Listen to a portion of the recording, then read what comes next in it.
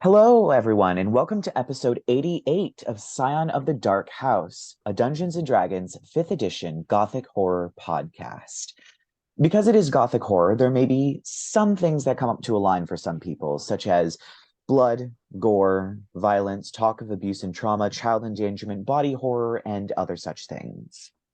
If something comes up to a line for you, please take a break. Your support means a lot to us, but so does your mental health. So where we last left off, the group finally had made it home for a brief period of time. They were able to relax, take a breath, before being conscripted into a croquet match. There was a little bit of explanation about how to play croquet before they were essentially put out on the field after watching the Gravediggers compete in the Gravedigger Games.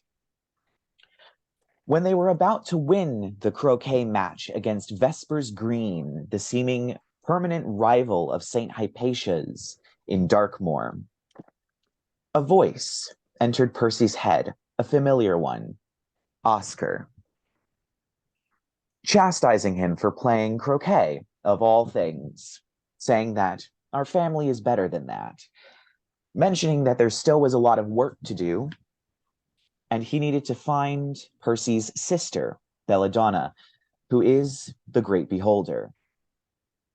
After that ominous message, strange praying mantis-like creatures, large, rust-colored, covered in spikes, burst from the ground.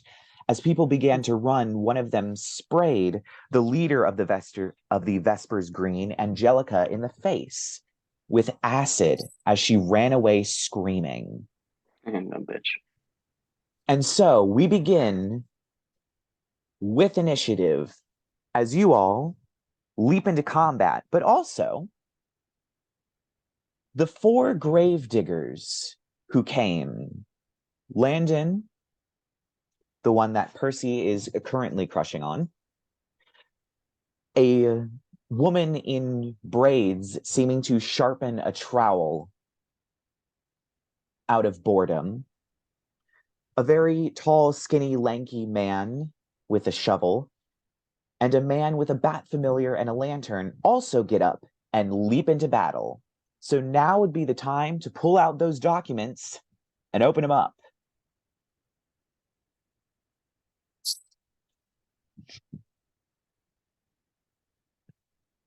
What did I say I was gonna do? Pierce O'Connor. That's right. Okay, hang on. Shovel people. You're gonna Pierce. be Pierce. You're oh going yeah, to that's be right. Landon. Because he's got monk stuff.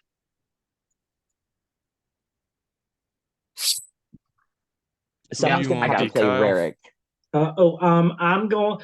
I'll be Miss Vivian Duran. And she's going, no, I'm sorry. I want to give her this accent. Save it for the next campaign. Yeah, seriously, it's pretty good. So, of course, Percy, I'm you'll waiting be for playing Landon. I'm not giving you a choice about that. Yeah, duh. So I Okay, guess so I will be playing, since I don't want to make somebody play 3 NPCs. Yeah. Although we do need someone to play Rerek. I'll be playing Augustine Sheffield, the guy with the lantern. So if everyone can roll initiative for all of the NPCs you are controlling as well as yourself. Jesus. I know this fight Okay. is going to get hectic. Well, Arthur got a 23. 23 for Arthur. Yeah, wait. Where'd they go? Augustine Percy got a got 19. Percy got a 16 and Landon got a 2. Oh, okay. Texas. Oh, I need to roll for other creatures. All right. Augustine got a 13. I'm playing Augustine. You're playing Pierce. That one got a 13. Pierce got a 13. So we just need Lark, Vivian, and who's playing Rerek? I was trying to find his sheet. I haven't found it yet. Hang on. So Lark got an 18, and it's just their dex modifier for their initiative, right? Yes. Lark got an 18 and Vivian got a 16. 16. I did find found Rerek's level 9. Oh my goodness. I thought I sent it. I think you did, but I was searching for Rerek and it's not like in the title anywhere. It's only in the PDF part. I think some of his titles are like Magic Spitter. I remember he titled his character sheets that for a while. Yeah. Magic If Stiff. I can find it. There's the one shot. That's Alex's character sheet. I'm pretty sure it came right before that.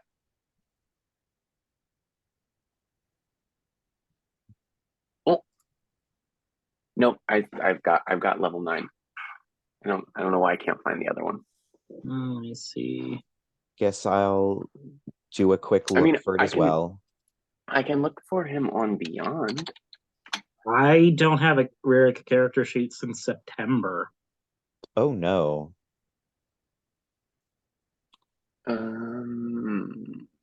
Campaign. Okay, I've got at least the one he made on Beyond pulled up. So I think we're going to have to use that one. Close-ish. Oh, now I got to search for. Okay. Professionalism. Yeah, although I can't roll anything on this sheet, I can just look at it. So, okay, let me see here. So let's call Rerek a 9 for initiative. Perfectly fair. And if you would like to roll up his 2 portents. Yeah, they're just straight D20s, right? Yes. Portent numero 1 is an 11. And the second is a 4. So we've got some shite rolls we can use. All right. So it looks like first up is going to be Arthur. And then it's going to be me as Augustine. Oh, okay. So what's the battlescape here? What are we looking at? So there are, let me see if I can, I'm going to make a roll for it because I don't think I made a specific number and the rules are a little different. About 7 of these things have popped up in various places, mostly on the croquet field, but some of them have popped up in the chairs. There are about 6 of them. We are playing by a little bit different rules. You will still have to tell me how much damage you do, but similarly to the miners way back in the minecart roller coaster episode, they only really have 1 hit point. You can take them out, but their attacks are still the same as the regular monster counterpart. There's a reason I'm doing it. So got it. Okay, so I guess I can I like aim at let's say a cluster of them. Like, is there anywhere I could hit a couple? I'm thinking about oh my god, Hail of Thorns. Yeah, there's about 2 that popped up close to each other, but most of them kind of popped up spaced out. All right, sure. Well, we'll do a Hail of Thorns at those couple rata there. Because why not? Where's my rolly? Oops, that was damage. That's not what I wanted. Okay, and that's a 23 to hit. Definitely hits. Okay. Well, I mean, do you even want me to roll the damage? Yes, I do want you to roll the damage. Okay, I was going to say, because it's going to be a fistful of dice. Hang on. Yeah, there is a reason I want you to roll damage. 6. The other 2d6 from the other thing. And then, oh, I think I need a save, actually. Yeah, Dex. Well, they're going to be dead anyway. They have 1 hit point each. Yeah, true. 4. Okay, 12. Total, unless you need it split up. Nope. It is 31 points of damage to the original. I have not rolled Hail of Thorns yet. That D10 is a 9. Nice. All right. So you set to work firing your arrow outward. It hits this praying mantis creature and it releases this strange scream as it explodes, firing thorns in all directions. It pelts one of them and they fall down dead. 2 of them are gone from the battlefield and there are about 4 left. Let me pull out this as I switch over to the stat block.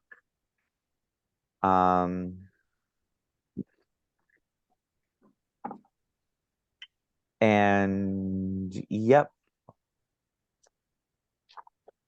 Augustine is just going to cast Firebolt. Just the cantrip. If I can actually get to it, that would be lovely. Firebolt. I really should have pulled this out earlier.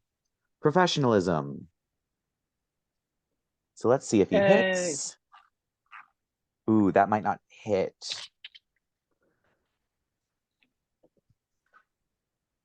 No, it does not hit. Lame. He sends strangely, he pulls from the lantern this sort of bluish black flame and hurls it forward. It sails over the sort of creature's head and he completely misses. So next up is Lark, with either Percy or Vivian on deck, whoever has the highest dexterity. She does.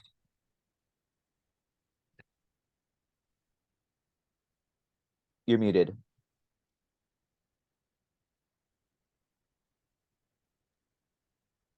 I was literally saying, let me unmute myself. I'm on mute. Oh. But my computer is being weird. Okay. So how many of these things are left now? There's 4 of them? 4 of them. Are they big? Are they small? What are they? How close together are they? They're quite a distance apart from each other. They kind of popped up in various places. So probably about 30 feet between one to another, not necessarily all together, but between one and another. Okay. What do we got?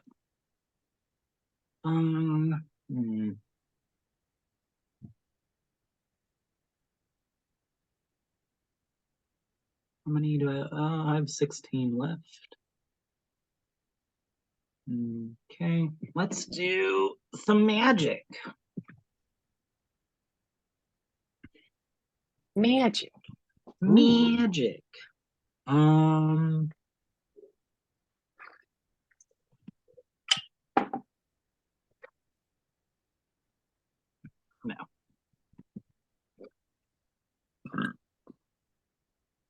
What you doing? So I'm gonna mind whip. Ooh.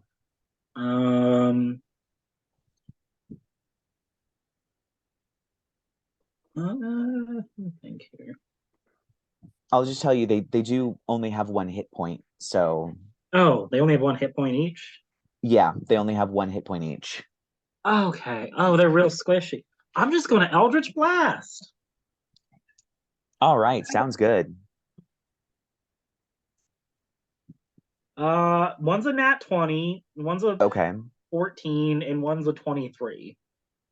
The 14 just hits. Oh, cool. You need us to roll damage on these? Yes, I do.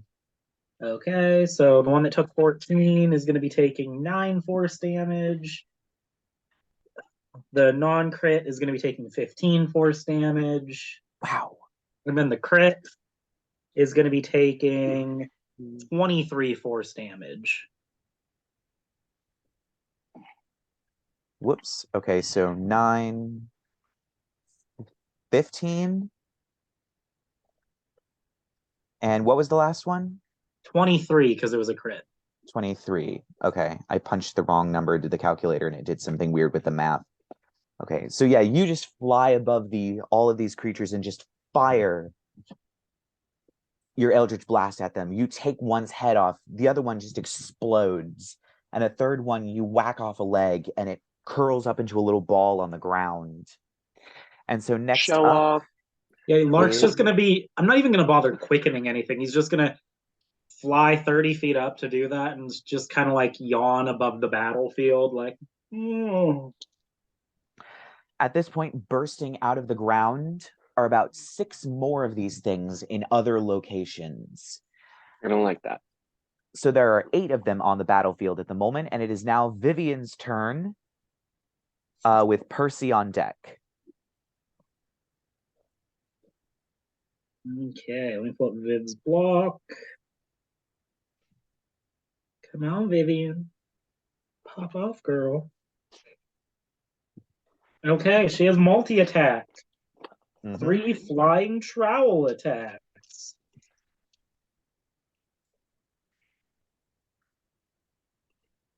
I don't know why. For some reason in my head, she's like leaping through the air.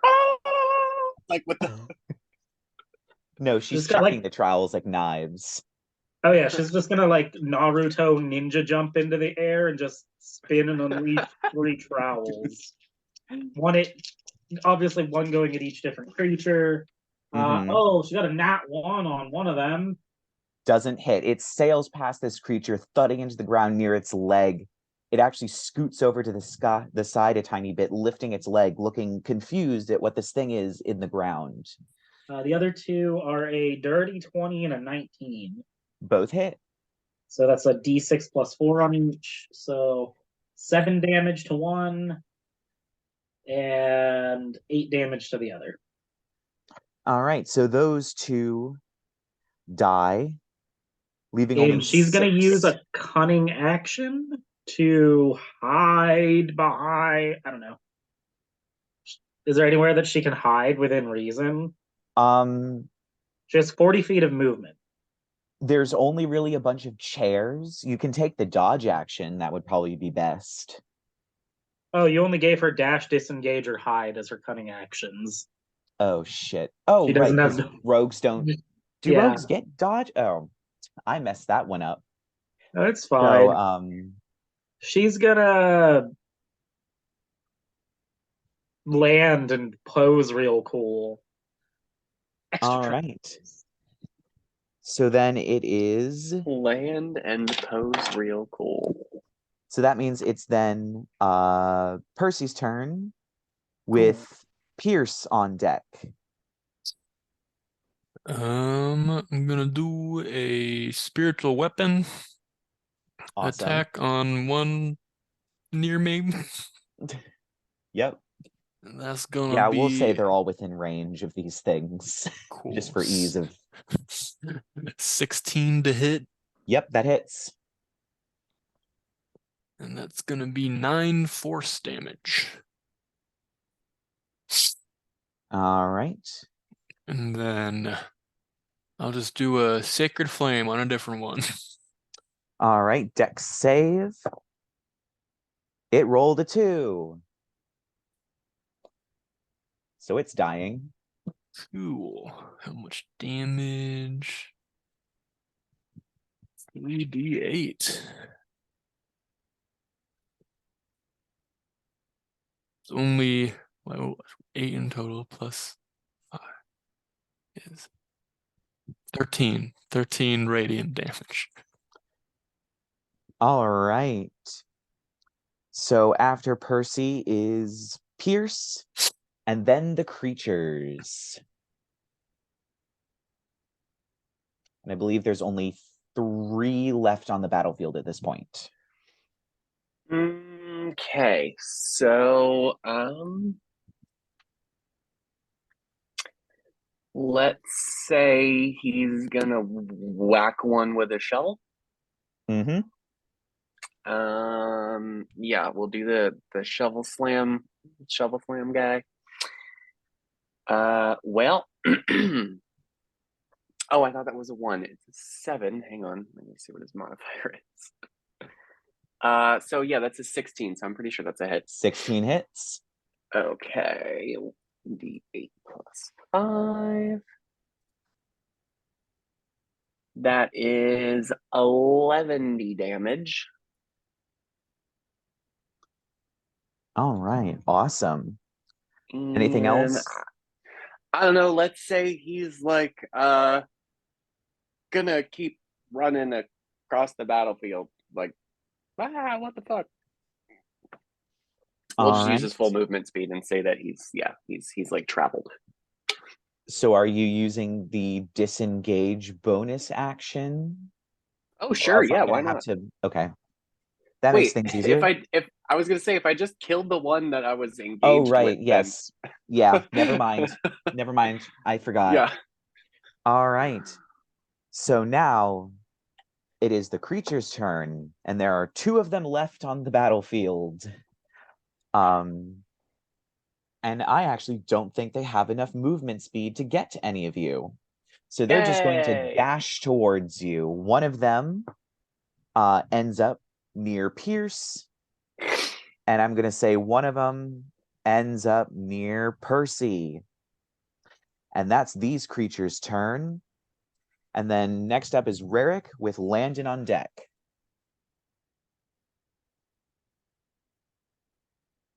Wait, that's me again.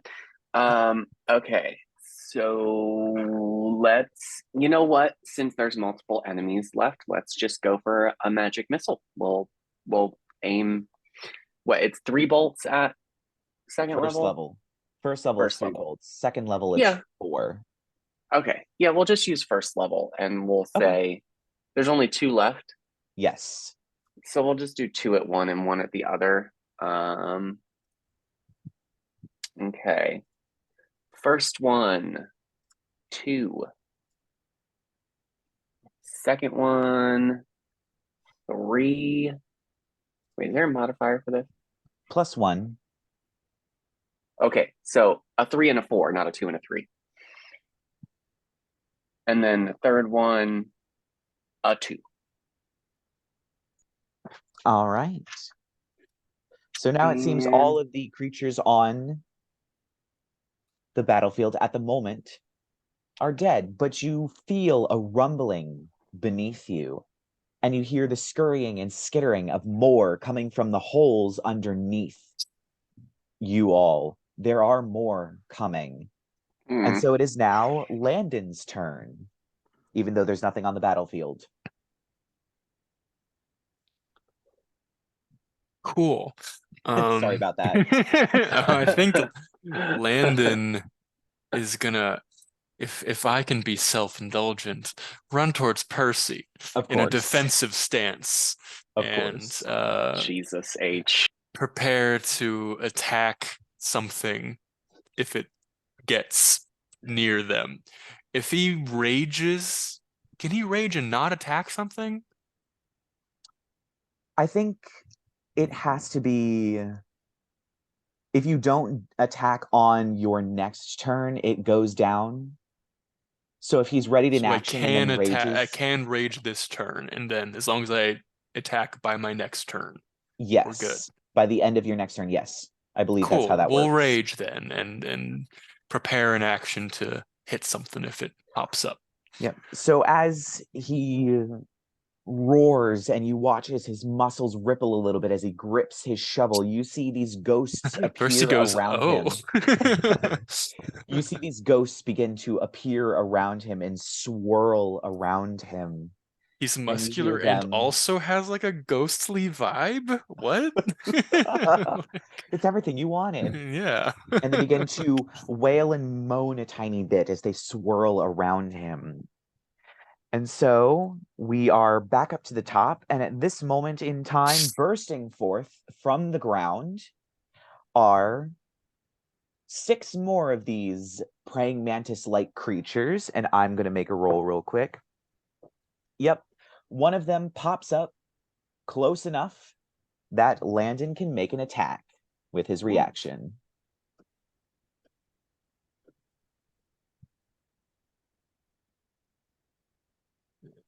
my Landon tab go? There it is. He gets a +8 to hit. Okay, so that's an 18 to hit. Yep, that hits. That's a D12 plus 4. My D12. I don't even know where I put it. We'll just take the 11. All right. As this thing pops up, it doesn't even get a moment before he swings and just slices its head off with the shovel, roaring with rage. And we are back up to the top with Arthur. There are 5 of these on the battlefield now, again. Ew, and also ick. Arthur's probably shouting some kind of like curses in halfling, like, why will these fucking things stop coming? Like, pew, pew, pew, pew, like whack-a-mole. Mm-hmm. Let's see what we want to do. I don't really think. See, I really should have built him with multi-attack, but then I wouldn't have got Jasmine.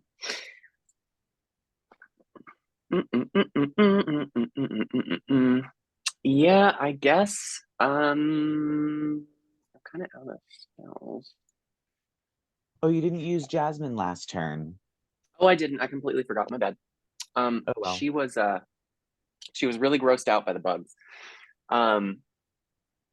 We will say, well, I'm just gonna do a straight up sharpshooter, steady aim, Crypt Bane. All right. Okay, So that that means is you get advantage, but you can't move. and plus 10. You subtract 5 from the roll for and if plus you 10 hit, damage. you get plus 10. Okay. Yep. Just making sure I'm knowing how the mechanics play together. Yep. Okay. Well, even with a -5, that was a 26 to hit. Oh my god, yes, that hits. Okay. So there is piercing, fire, hunter's mark. No, not hunter's mark. The other one, sneak attack. Okay. That is 29 damage. Good lord. Yeah. Wait. Oh, I'm sorry. I forgot to add the plus 10. It's 39. All right. Yeah. And then we'll go. So that's all my actions. We'll go Jasmine. Oop, I hit the wrong button. We'll say that we'll call it a pounce, even though she's gonna probably kill it anyway. Mm-hmm. And that is a oof.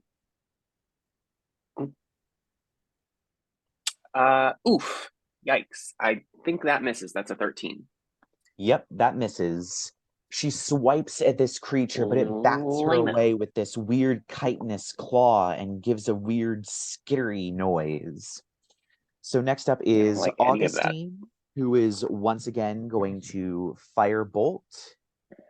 Hopefully he can actually hit this time. And he rolls a natural 20. So that is 1d10 plus 10. Where is my d10? There's my d10. So it's 17 points of fire damage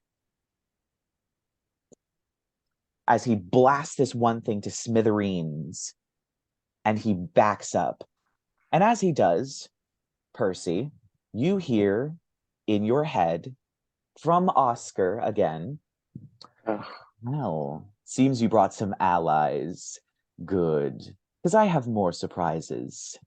Behold, one of the many worms that infest Atropos, the world-born dead. And then the earth shakes to the point where you see people falling over. Cracks appear on buildings. And erupting from the ground is a gigantic worm. Weirdly flesh-colored and horrible, covered in veins and weird nodules with thorns growing out of them. It turns, its mouth opens, it seems to have 2 jaws, One almost like bony fingers with webbing stretched between them. The second, an actual jaw with 2 rows of piranha teeth that open up, and out comes these tentacles, eerie and bizarre, tipped with, some of them appear to be tipped with corpses, as if the tongue transformed into a corpse with a gaunt face, its arms waving, the others end in horrible, almost featureless faces, generic in every way. They all moan and scream before they all get pulled back in, and it closes. And this creature has entered the battlefield, and I'm going to roll initiative for it. I don't like any of that. I don't like any of what just happened. And luckily, it's not up next, because Lark is up next with Vivian on deck.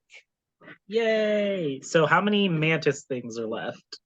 There are still 4 of them left, I believe. Okay. And then this big giant worm. Oh, I feel like we can leave the mantises for the second stringers at this point. So Lark's just gonna cast a little spell. Just a little spell. Just a little spell. Mm-hmm. Let me Google this one. Because it's been a while since I cast it. And I gotta flip to the stat block of this thing. Where is it? Did I pass it? I passed it. There it is. Okay.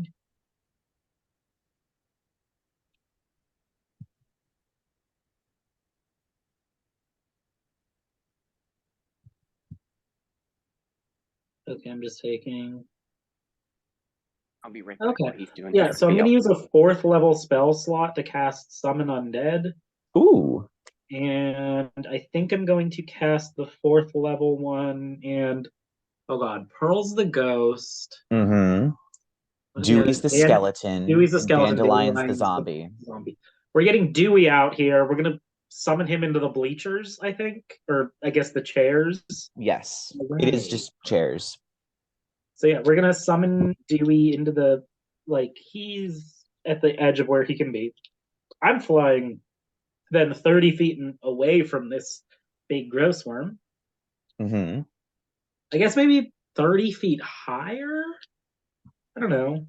Or 15 feet higher, 15 feet further backwards. Because I don't know how far, how high into the air did this thing come when it burst out of the ground? Because I was already 30 feet up. Probably about 20 feet. This thing is huge. Okay, yeah. I'm going to go. I'll drop Dewey over in the bleacher chair section. And I'm going to go 20 feet up, 10 feet back instead. So now I think I'm like 50, 60 feet off the ground and at least like a good 20, 30 feet away from it. And I'm just going to cast. So we cast that as my action. He's a level 4 slot. And I'm going to then quicken an Eldritch Blast. Of course. And I'm sending all 3 bolts at the big bitch. Quicken that shit. 19, 23, 28 to hit. All 3 hit. And you summoned who now? I'm sorry? The skeleton boyfriend. Dewey. Oh, right. The gross one. Excellent. So 16, 21 plus 15 is 36 force damage. 36 force damage? 36 force damage. And then Dewey gets to make his attack after me. I should mark it off my sheet that I use a 4th level spell slot to summon him.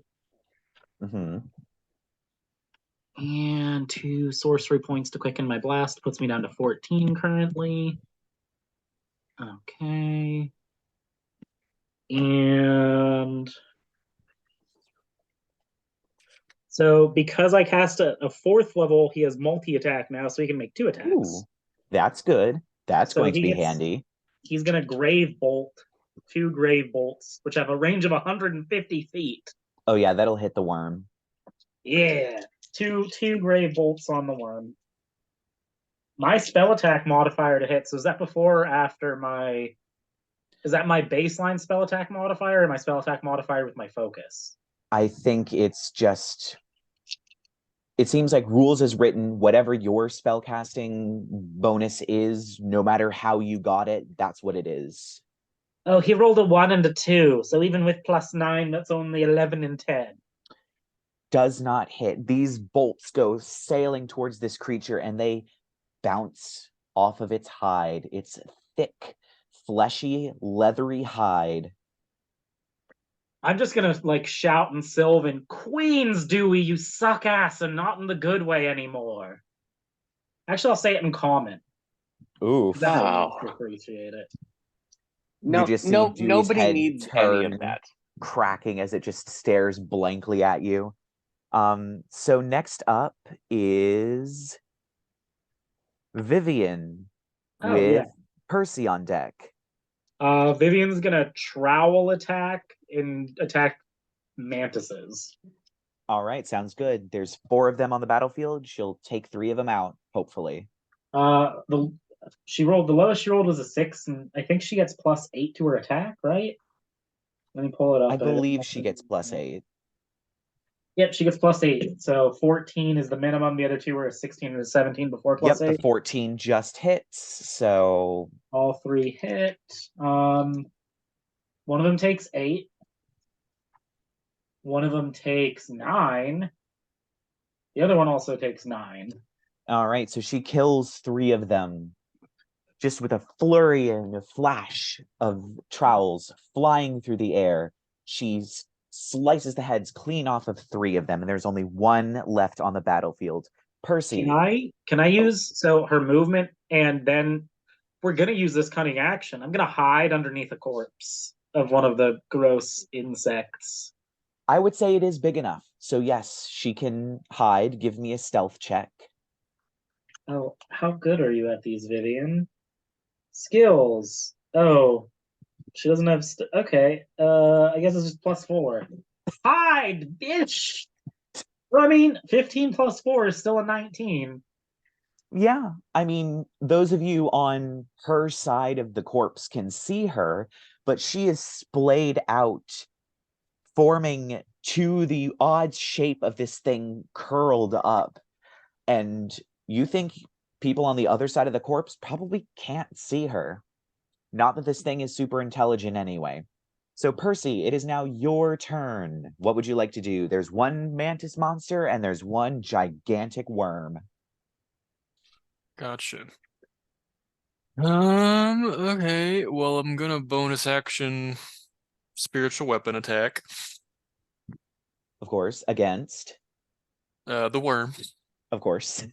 And that's gonna be a 23 to hit. That hits. That's gonna be a 13 for force damage. Awesome. Okay. It looks just like based on vibe, I'm gonna guess it's probably resistant to necrotic damage.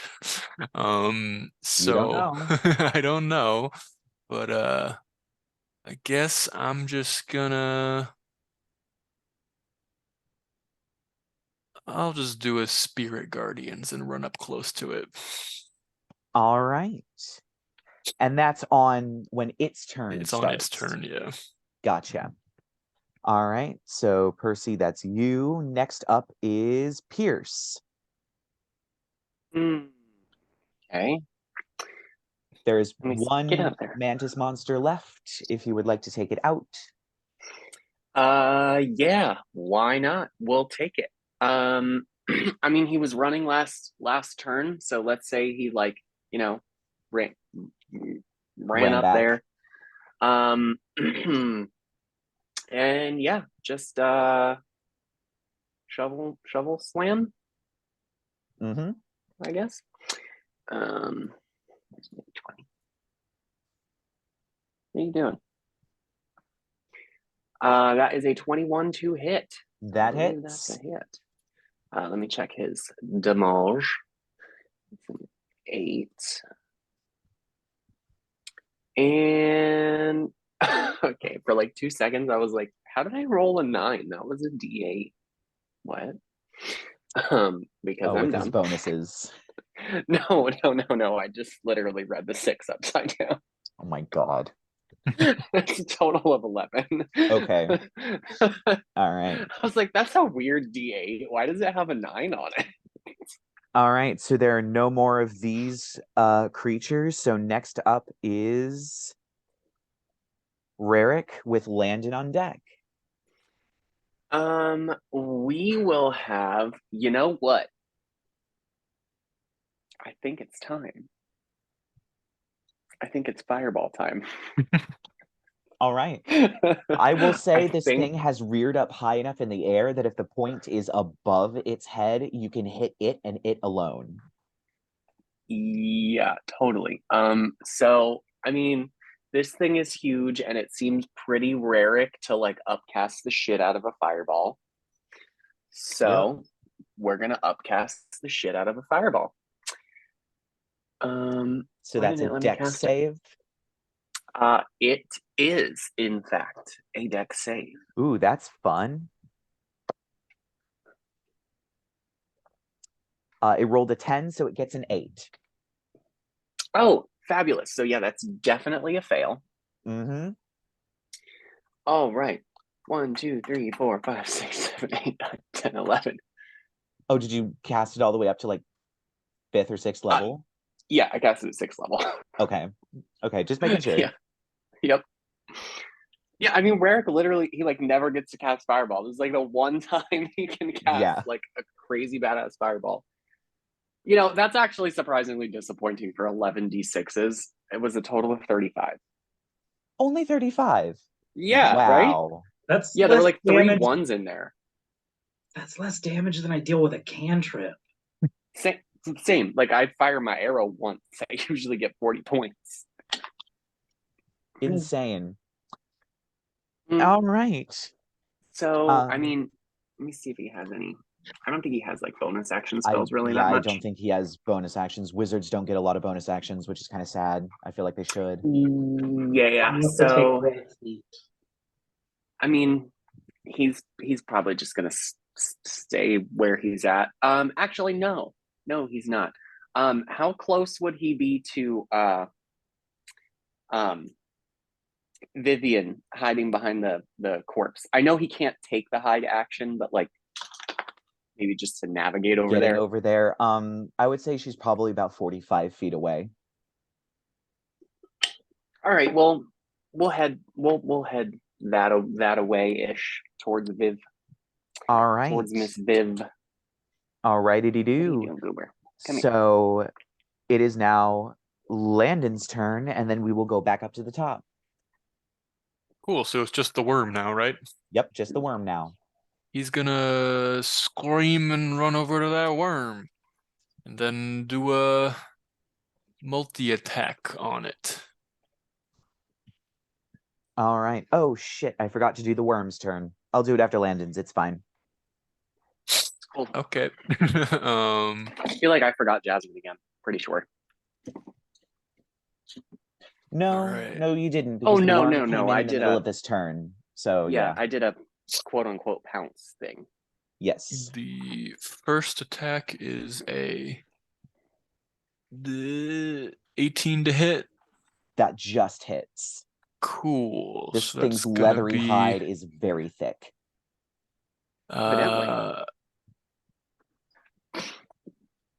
That is 13 bludgeoning damage plus 3 necrotic damage.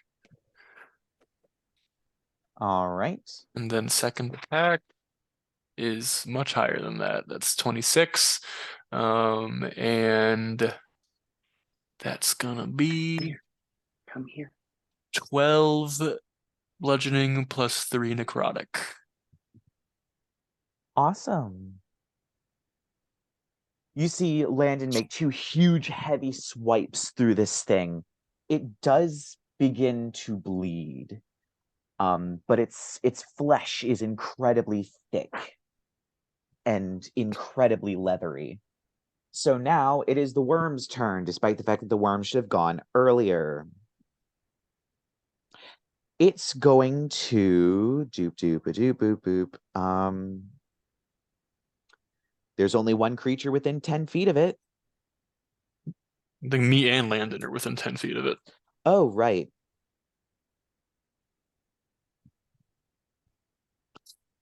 I'm actually going to say that it doesn't quite know what you two are doing. Making out in the middle of not combat. seen magic. All right. So it's going to, you see bursting up from the ground quite a bit of ways away from you is what appears to be its tail that has a long stinger on the end that comes hurtling directly towards you, Percy. Uh-oh.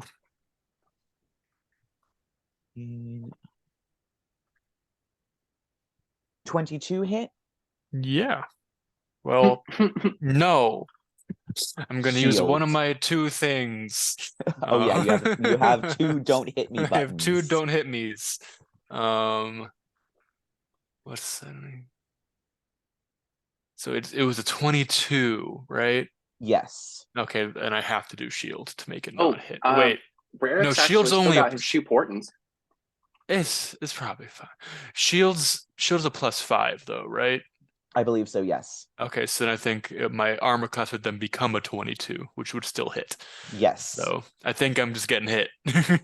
All right, let me see how much damage it is. If you want to pour in, it's probably going to be fine. I have a lot of health. Okay. While I'm rolling this, give me a Constitution saving throw. All right. That is a 20 unnatural. Okay. So that's 14 points of piercing damage. And oh my goodness, I have to roll so many of these things. Okay, so.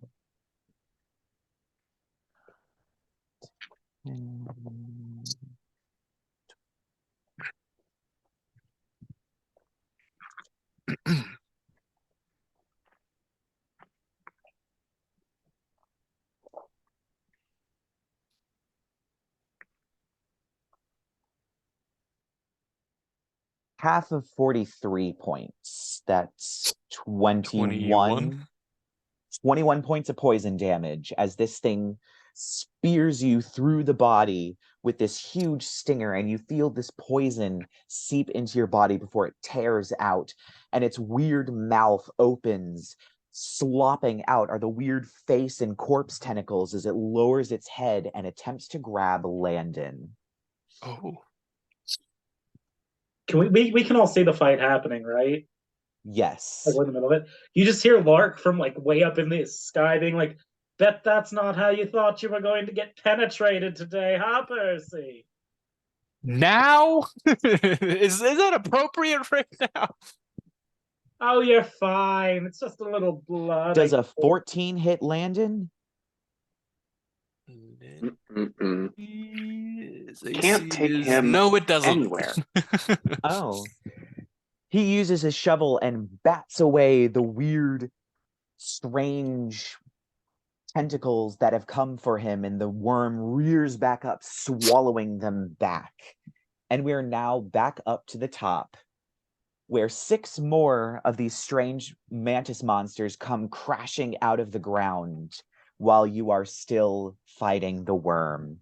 And so we are back up to the top with Arthur. That is super gross. So, Jasmine, I think at this point is too far away for melee. From the worm creature. I'm trying to target the worm creature. Can I get like a ballpark for how far away she and I would be? Because I need numbers. So I think she used her movement to move over to. So she did a pounce about 50 feet. She's probably moved total. I've not moved at all. Okay, so you would be around 50 feet away from each other. Okay. Then. And like between like her and then to the worm thing, the great worm. Probably actually like 20 feet. Oh, shit. Okay, never mind. Which is out For of its some reason, attack I was radius. thinking I was like, way, This way thing back. burst up in the middle of the croquet court. Okay, got it. All right, so let's see what we want to do here. Planning some things. Yeah, okay, so we're gonna get all up in its business. Well, actually, I might be able to do that. Yeah, actually, I'm gonna use my bonus action this time to cast Healing Spirit. Oh. I'll have it pop up in Percy's square.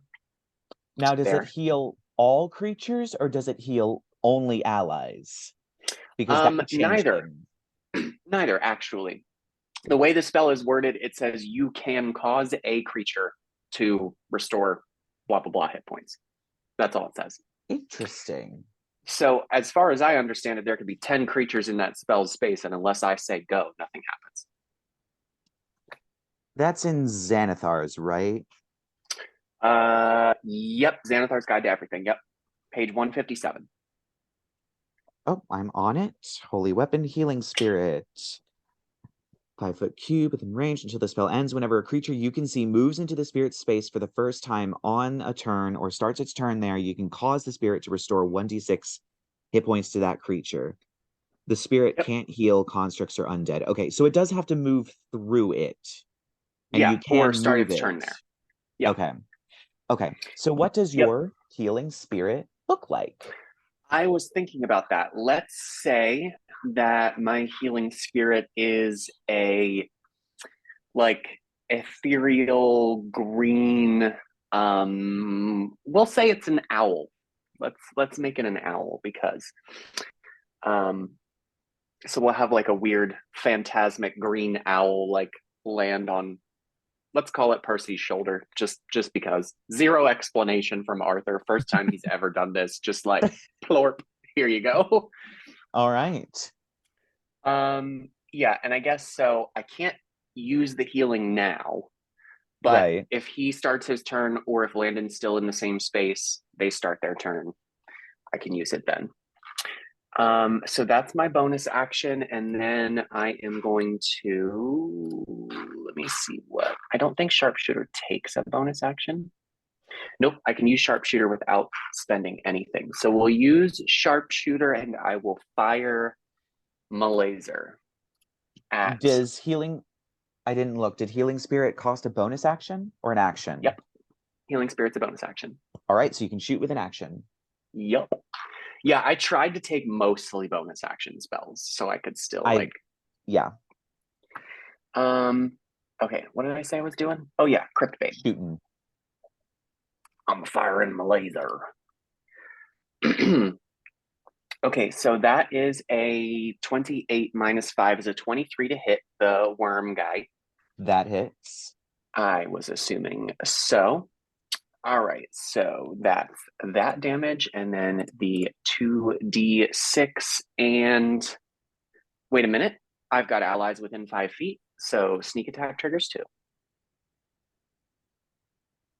All right. Okay, so 14 plus 17 is 31, so 41 points of damage total, unless you need fire split out. Nope. Good lord. Sweet.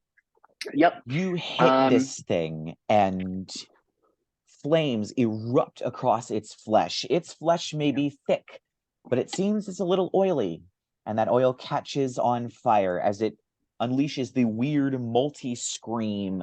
The corpses come spilling out of its mouth for a moment before it swallows them back up. Anything else you'd like to do? Nope. I think I'm just gonna stay right where I'm at because I don't really need to move for anything good to happen. But I'll have Jasmine close the rest of the distance between her and the worm. I'm not gonna go for a pounce because obviously it's got to be immune to being prone. Like, it's got to be. It's not, but it is a gargantuan creature. Right. So feel like that probably doesn't work. So we're just gonna go straight for a bite attack. And that's a critical failure. Oh no. Yeah. She slashes at this thing, but its hide is so thick. Her paws just bounce off of it. And so now we have Augustine with Lark on deck. Augustine is going to just yell out, "You got the big one?" and pull out a fireball from his lantern. And it splits into 3 as he hurls it out, and he's going to target 3 of the weird mantis creatures. That one hits. That one hits. And that one does not. So he kills 2 of the mantis creatures. One sails over its head as he kind of begins to slowly like duck below a chair. Not hiding, but definitely down below. So next up is Lark. Also, real quick, the Spirit Guardians would have hit the worm on its last turn, dealing 18 damage if it doesn't pass a dex save. Well, let's see if it passes that dex save then. It's a DC 18. Nope, it rolled a 5, so it gets a 3. So how much damage was that? 18 radiant damage. All right. Rerek's gonna be so mad that he finally got a fireball at like 6th level that didn't hit any party members, and it did so poop. Yeah. So I'm gonna Eldritch Blast and Quelle surprise! 27, 21, and 15. The 15 does not hit. The Eldritch Blast bounces off of one of the spikes, sailing off into the middle distance and vanishing. 22 force damage from the 2 that hit. All right. Can I move this thing or no? What thing? The worm. Because I have Repelling Blast now. Can I move it 10 feet? I'm going to say it's too big. Aww. It's too big to be moved. Sadness. I'll use 2 sorcery points and quicken another. Of course. Wouldn't expect anything less. So that'll put me down to 12 sorcery points currently. 12. Okay, and let's go again. 16, 26, 21. To hit, another one bounces off of another weird, rough, scaly patch of hide. Okay, so 24 force damage. Ooh, a little better. And then Dewey gets his Grave Bolt. 2 of them, because you cast it at a higher level. Ugh, why you insist on dragging that disgusting thing around? Ooh, I think Dewey got a 19 and a 27. He hits. Yep, both times. So 2d4 I don't know why. Plus 4. So 2d4 plus 7. So you're right over there. You okay, Yofi? In my head, I don't know why Dewey got really excited that he hit something. And I just see him clapping his bony hands together. Yay! While his jaw's like flapping over here. Undead special needs ex-boyfriend. Oh my goodness. I don't know why. Oh my god. So how much damage does Dewey do? First Grave Bolt dealt what is it? 2d4 plus 7. So 5 plus 7 is 12 damage on the first one. And second one is gonna deal another 12 damage. All right. I think I just took 12 points of psychic damage. This thing, surprisingly, has a lot of damage done to it, and it's starting to wear as it's beginning to wave in the air, very unsure of its balance. So after Lark, it is Vivian, it's a lady. Yeah. and then Percy on deck. Okay, so how many are there any mantises left or no? There are 3 mantises left, I believe. 2 of them were killed by Augustine when he blasted them. So there's about 3 of them left. Okay. If I attack from hiding, do I get advantage on the attack? Yes. I guess we'll go after. Yeah, I mean, we're gonna go after the mantises. First one with advantage will be a 27 to hit. Yep, that hits. Okay, and that'll deal 9 piercing damage to that one. Mm-hmm. Second one is 27 to hit. Yep, that hits. Ooh, that's 10 piercing damage on that one. Ooh. Last one is going to be 19 to hit. That hits. And only 6 piercing damage on that one. Oh, well.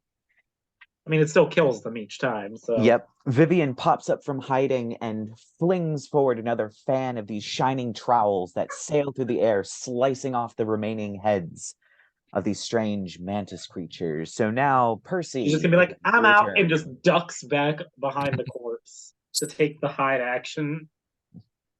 And oh, she got a nat 20.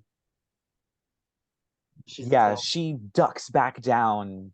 And even the people that are on the side of the corpse that she's on, it's kind of hard to spot her. She's found a shadowy place to kind of duck behind and press herself up against the carapace. So, Percy, it is your turn. What do you want to do? I'm gonna do my spiritual weapon attack. Mm-hmm. Oh, and you can regain 1d6 hit points if you like. Oh boy, I would like. After that, I traumatic regain spearing. 3 hit points. Ooh. Look at that. Thank you. Is this the first time Percy's been healed by somebody else? I believe so, yes. Only just say the 90 owl, episodes in. Does like a little I healed you one hoot or time. something. Did you? Oh, I was it healed you with the Wither and Bloom? one time. Oh, Oh, yeah, that's right. Gotcha. You did. Yeah, but it was still weird larky healing where you kind of had to kill something to do it. It's only going to be a 15 to hit, so I think that misses. Yep, the spiritual weapon seems to swipe and completely pass through as if it didn't collide or connect. Okay. Ooh. Have I gotten... I guess I wouldn't know if Landon's necrotic damage was resisted. All right, well... What else do I got? I'm just gonna... I can't do concentration. I'll just something of fuck it. Maybe it is. Oh wait. No, I'm actually just using my action channel divinity Path to the Grave. So it has vulnerability to whatever damage it takes next. There we All go. right. That's what I'll do. I will keep that in mind as the strange hands reach up from the ground and begin to claw at it, trying to pull it into the ground. Next up after Percy is Pierce. Oh, wait. Nope. Sorry. The worm goes first. Sorry. Worm goes Spirit first. Guardians. All right. It needs to make a save.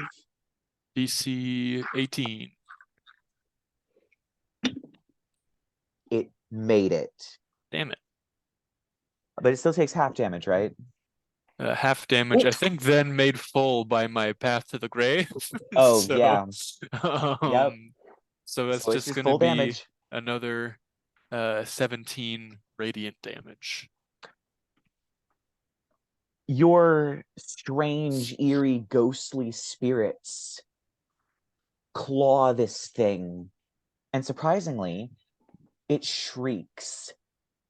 The strange tentacles come out of its mouth, and as they do, they actually begin to fall out as this thing begins to turn black and turn into bubbling and boiling goop.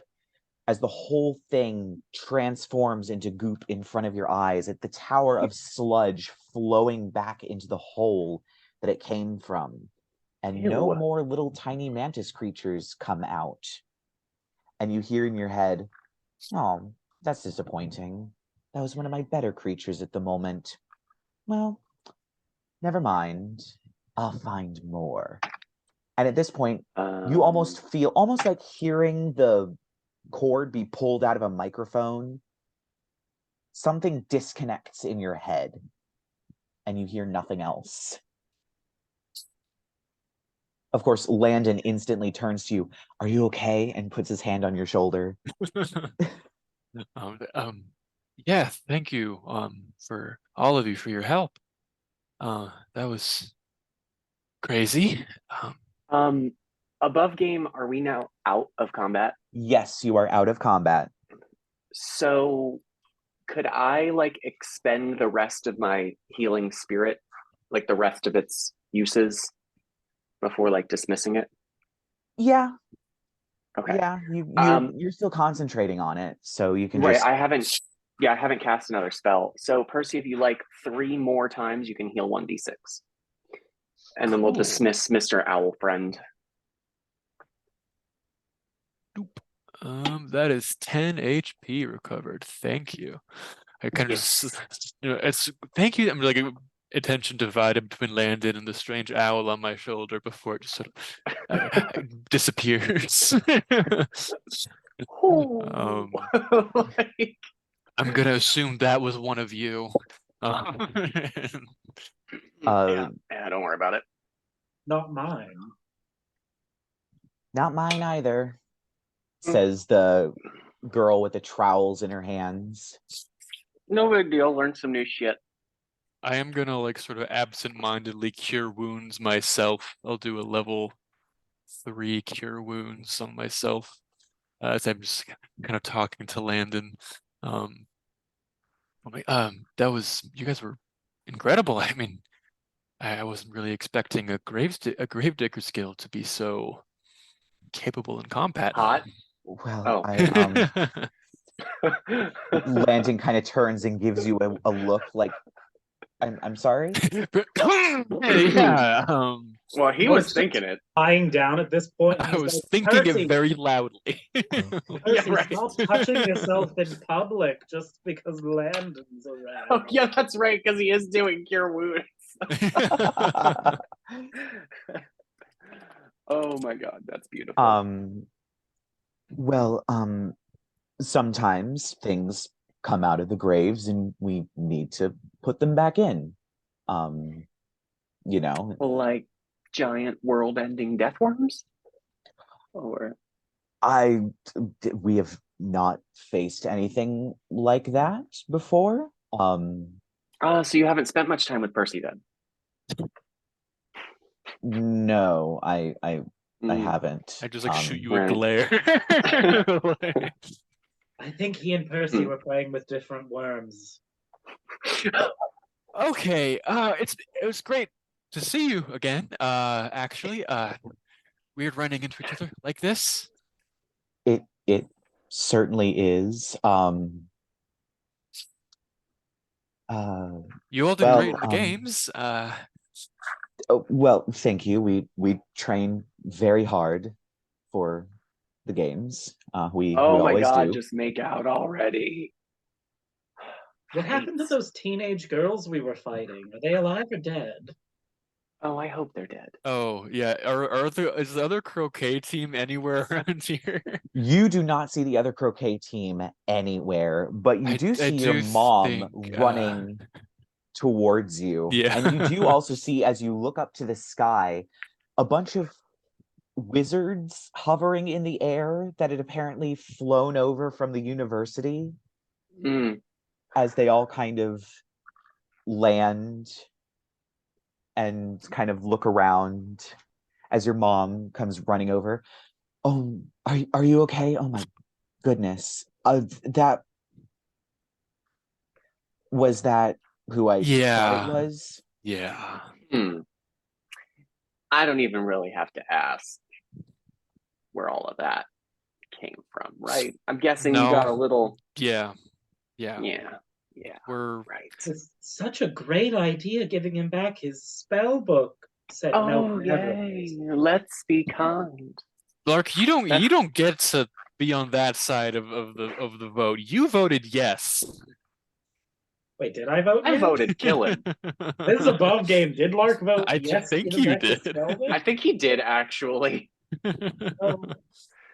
I think you did the Lark thing where it was like, oh, he's just a stupid mortal. Like, what could he possibly do? I mean, And he then hasn't really done much hurled with a the spell meteor. book anyway. Yeah, a meteor and a giant death worm. Oh, that was hardly that difficult. Percy barely got a scratch on him. Well, I'm sure you've seen bigger worms in your day, but Percy's a little new at this. Ugh, I've seen plenty of You're worms the in my day, virgin. let me tell you. Yeah, I know, and I still got jokes. Okay. At this point, you can definitely see Landon turning red, and Vivian is definitely.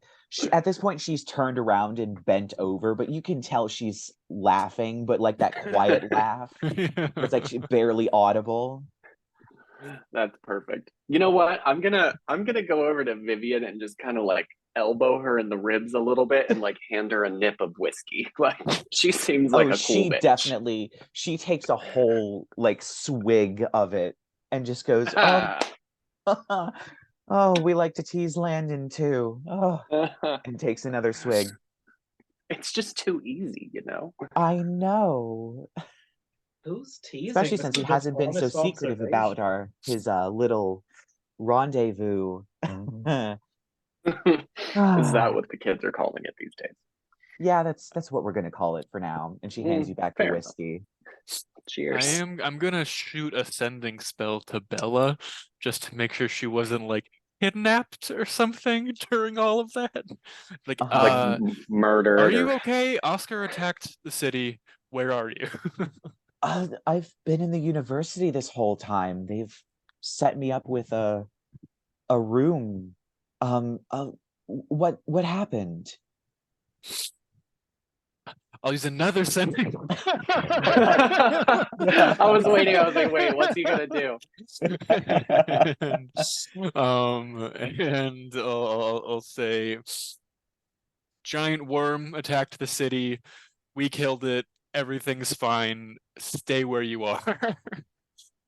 By the saints, I certainly will. I've been doing a bit of research. Keep an ear out for the Necronomicon. And the spell ends. Right, that's gonna be 3. That's all my 3rd level spells gone. Oh my. I'm glad I used the healing spirit guide. I didn't have to waste another one. Like I just like to think that like Dewey has been slow. I mean, he's not as slow. He's not. What's the speed on one of them bad boys? What's your speed, my boy? what? Probably 30. The zombie has lower speed. No, it's 30. Yeah. Yeah. So yeah, he's kind of just like clattered over and is standing next to Arthur. Uncomfortably close to Arthur. You know what? I know this is alcohol abuse, but he dumps a little bit of whiskey on Dewey's head, just sets it on fire with the arrow from his bow and walks away. Okay. Just his hair, like just right here, just this part. Or Dewey where just hair used to be. stares blankly at you as you walk away from him as it's on fire. I'll turn to my mom again and say, I just checked in with Bella. She's fine. Oscar said something about trying to find her. So maybe we should check on her, but she seems fine for now. Certainly, I certainly will. I'll see if maybe I can get a message to Alex and see if he can keep an eye on her personally, since that would be good. We're all sure we can't. You know, you're asking my mother if she wants to kill her daughter to save. Let's say I was just addressing the room. I would rather not have my daughter be killed. I'm just saying. There's still a hard veto on that one.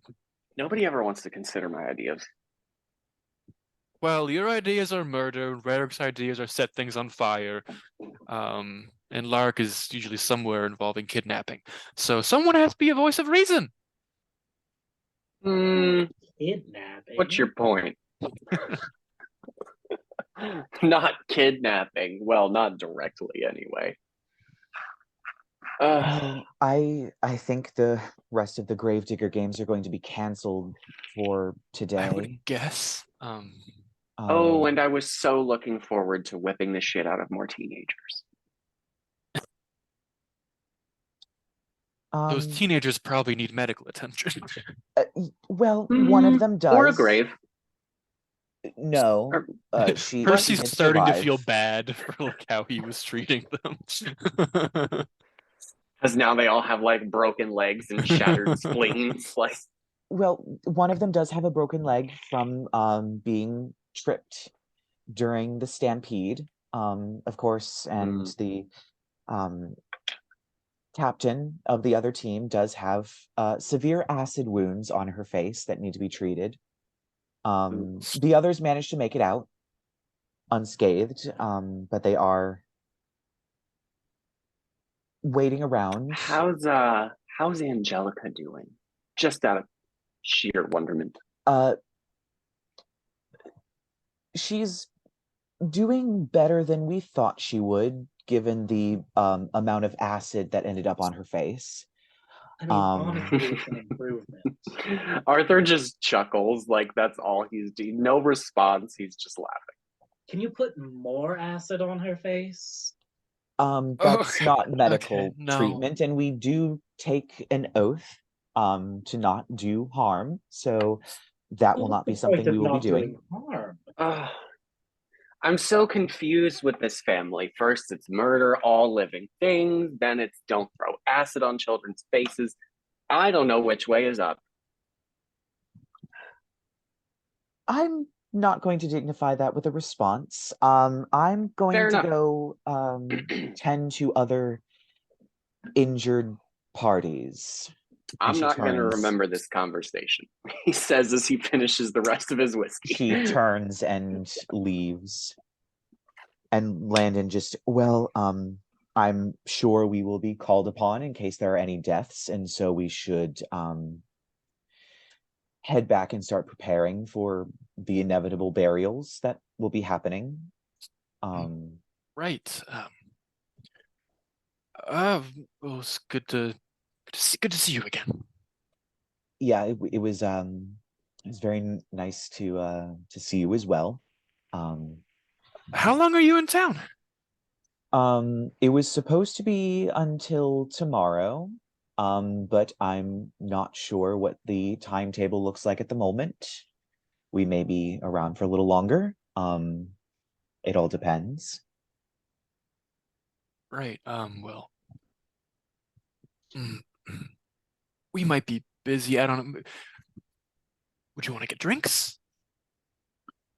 That would be nice. I saw there was near the Gravediggers training grounds that we were staying at. There was a interesting looking pub there. Arthur just like leans over to Lark and he says, Lark's just watching this, and when he mentions that, Lark's like, 2 of his lovers caught in a quarrel. Drama. Not lovers. No. Will Svetlana be jealous, or will she be into it? Svetlana does not care about me. She barely knows who I am. It's like watching a fawn try to cross a river for the first time. Fascinating. The shovel's made to be great. Be great. That time I used to watch those children eat the candy off the hag hut. Yeah. You don't want to know what happened Nature. Arthur. I can only assume they were made into a delicious pie. Oh, one of the best I've ever had. Alrighty, moving on. Well, I guess I will tomorrow at 6. Tomorrow at 6. Sounds good. And he nods and kind of awkwardly backs up and then walks away as his group Percy's joins got a in. boyfriend. Percy's got a boyfriend. Percy's got a boyfriend. Jasmine's probably like, I'll have her like circle around his feet, like flicking her tail. How old are you again? Isn't Rerek the teenager? Yes, Nah, but I they're feel like both that's not important. virgins. They're both virgins, Percy. Let him have this one. K-I-S-S-I-N-G. Oh my goodness. No, really. I mean, Percy, you may want to slow down. You shouldn't be penetrated that often in so many days. Oh my god. I don't think your mortal body is built for it. We need to find the Necronomicon. That's our top priority, actually. Isn't that one of those plays or something? What? What's a Necronomicon? We already talked about this. What's your It point? feels as though it's been weeks in my mind. Because Remember the book that checks notes. Bella mentioned. That Bella You know, told that us about. thing It from was the written one by time. Abdul Alhazred, who is the ancestor of Fatima, the evil lady chasing Rerek. We need to track that down. Oh, I'm sorry. All of you mortals sound the same to me in my head sometimes, so I get things mixed up. Your names are just so boring. Like, honestly, it's like your names are like Shoe and Mud and Scum. Just variations of that when we start translating it from common to Elvish to the true language of the Feywild. Right. Well, that must be very hard for you. At this point, you see some of the wizards lifting off the ground and flying away, as it's clear they've spoken to hospital staff and have decided that the situation is under control. However, there's one that doesn't, and does begin to come towards you. And as he comes towards you and the light hits him, you see the twinkle of gold as you realize you recognize this wizard. You've seen him once before, although it was through a project image spell. It's Jibari Jomungandr, Rerek's uncle. Oh, his uncle. Oh, hey, don't we know that scaly one? Something. Yes. What was his name? Jibari, Rerek? says Rerek. Like, Rerek, look, it's your Rerek beloved does uncle. notice. Rerek does notice and just goes, "Uncle Jibari," and kind of runs towards him, and the two of them speak in Draconic for a little bit before he kind of pulls Rerek back over to the group. I must have missed quite the battle, given as he looks around at all the praying mantis bodies on the ground and the black sludge. oh, this is just Tuesday. Interesting. I mean, it wasn't really that difficult, to be frank. We didn't even get hurt. I mean, shit, I think the city's still us. intact, actually, for the most part. Let me rephrase that. No one important got hurt. Right. Isn't that right, Dewey? You just see the skeleton, like, clatter its teeth and nod its head. Because he's Still here kind of on fire a little bit. Just like two little flames sticking off the side of his Oh, you probably caught, like, the dead leaves in his crown on fire. Right. Like, because he is a hexblood skeleton, so he's got a dead elder cross at the top of his skull. Well, there has been developments. Of course there have. As I'm sure Rerek has told you, Fatima has been attempting to legally overthrow Rerek as heir to the Oracle. And of course, being the Oracle myself, that is concerning. She has, however, mostly brought up frivolous lawsuits in various grievances that have all been shut down by the court. However, it seems recently she did find a loophole that is sticking. So what you want us to do? Behead her or what? No, not necessarily. Lame. She has invoked a law known as the Law of Neglect. Basically, if she can prove that Rerek is neglectful of his position, particularly if he could not show up at court to defend himself, specifically a court in Zarakat, the capital of Gyptia at the royal court, Naturally. he would be put in neglect of his position, removed from his position, and also under this very old and ancient law, if she proved herself capable of performing the duties of that position, she would be placed into that position. I think she was hoping that being so far away from Zarakat or just Gyptia in general, that he would be unable to make his court appearance within the week. And she would be able to place him in neglect and take over his position. Has no one considered that she's leaving out the fact he left Gyptia to investigate a prophecy? Seems pretty oracle-y to me. True, but we can't take any risks at this point in time. Lark's just going to be like, why do we care exactly? There are much bigger fish, is what we're saying. I mean, a mortal intrigue is occasionally entertaining. Rerek's not here. Nino's not here to use Rerek to defend himself. Yeah. Yes, there's bigger universe-ending fish to fry, but that fish does happen to be, I don't know, kind of in the same pan. We need to go there anyways. I guess we did Percy, spend what a whole about your bunch of dick time on like appointment? my mom. I can postpone. It is within the week. I don't know.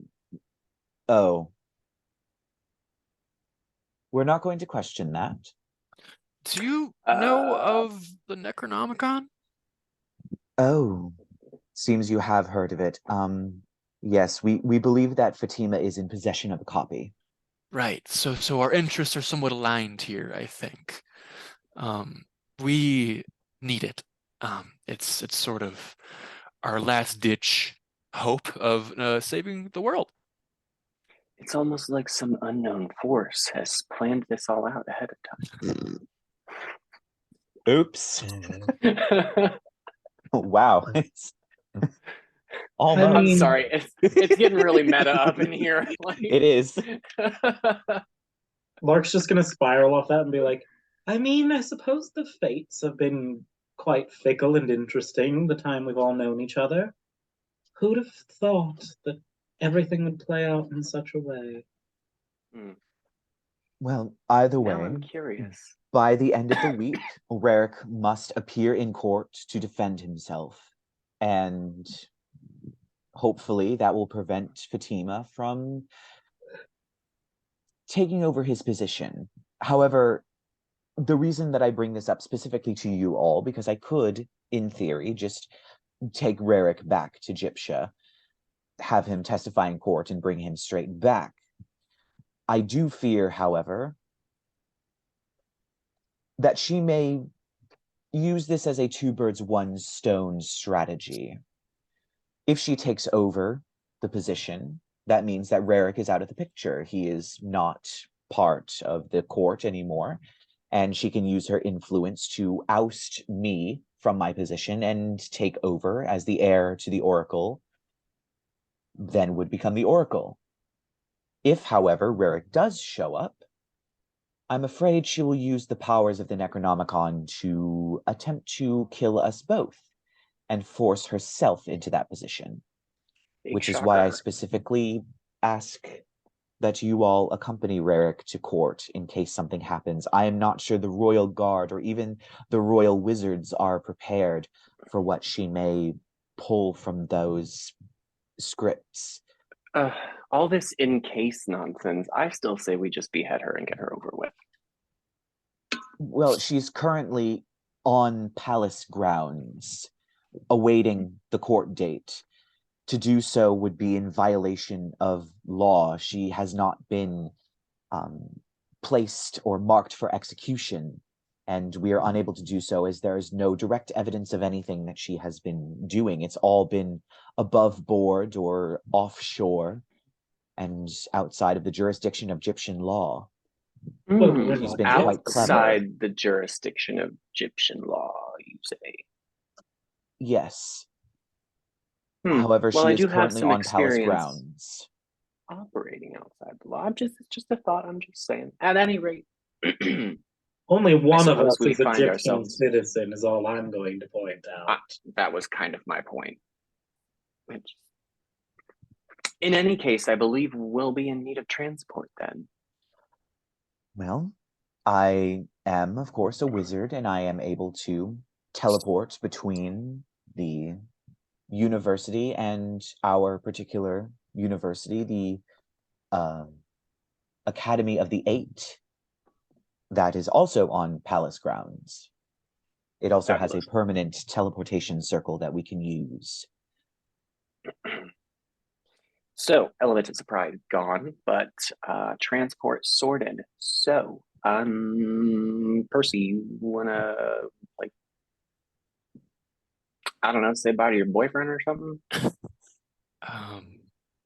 Yeah. I'll just use an ascending spell to cancel our date. This does seem a little more important.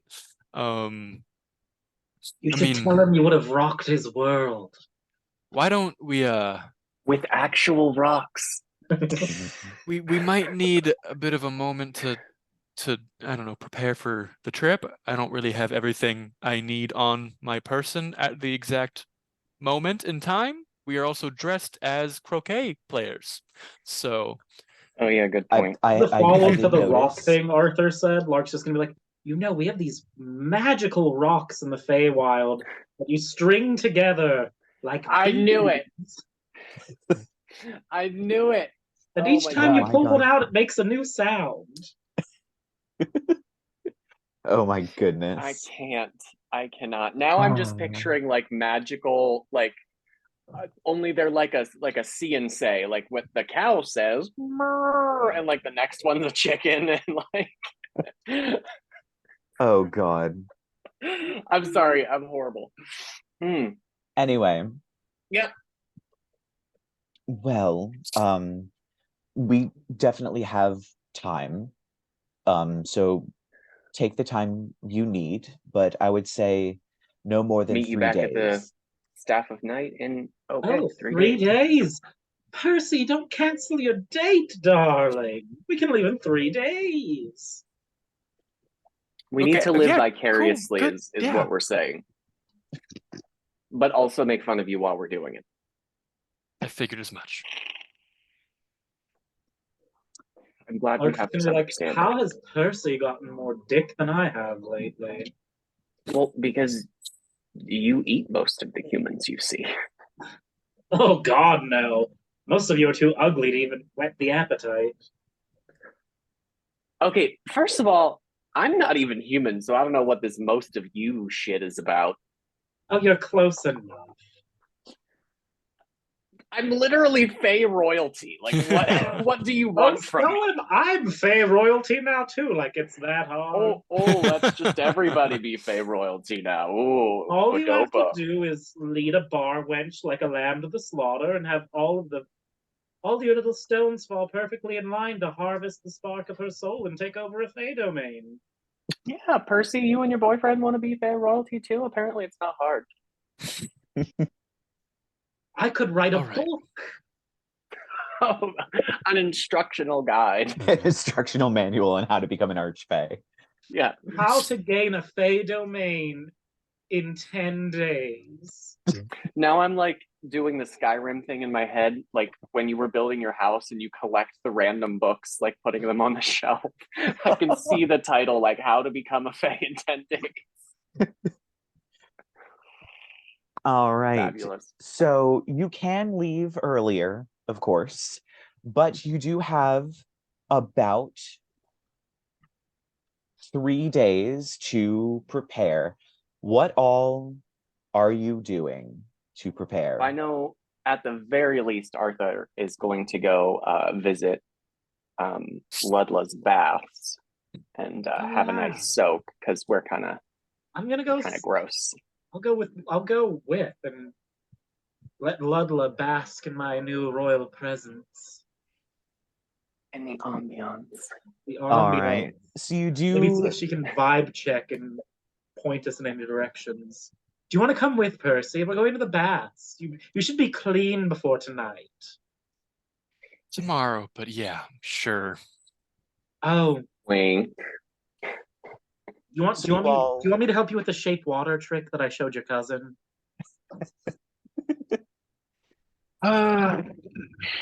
Okay. So I feel like I wasn't there for that, but I'm 100% positive I know exactly what he's talking about. Yes, you do. Yep, we made a few very interesting jokes. Mm-hmm. I can imagine what kind of adjustments one would be making with shape water. So you head to the Mermaid Queen's spa. You spend 1 gold each for the services.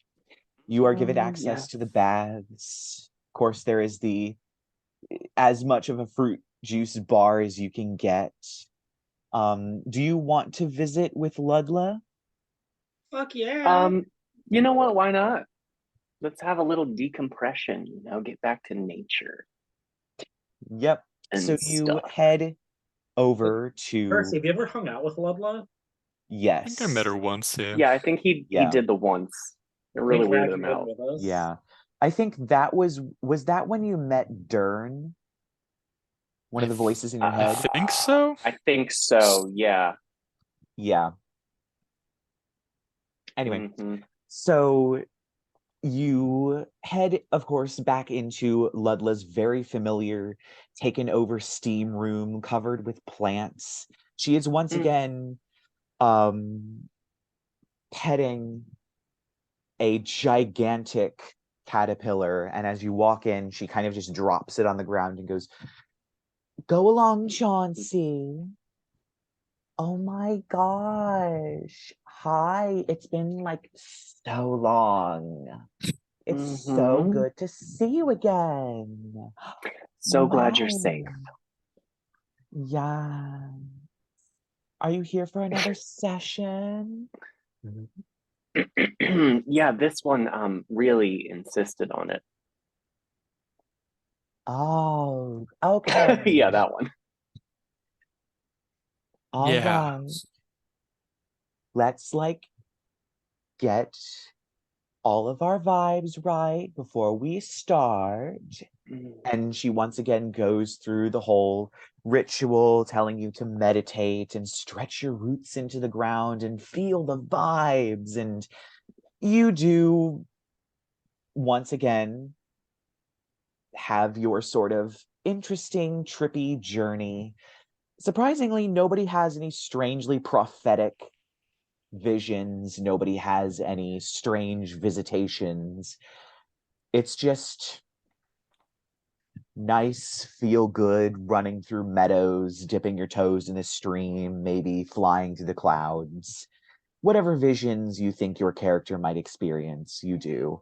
And at the end, oh my gosh, that was such a great session. Thank you so much.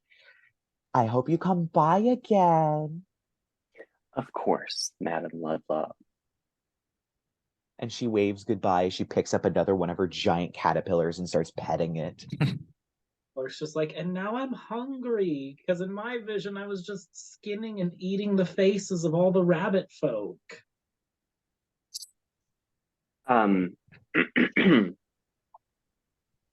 No response, quite literally. I am speechless. I'm gonna go to bed. Is that what they're calling it nowadays? What? Tomorrow. Calling what?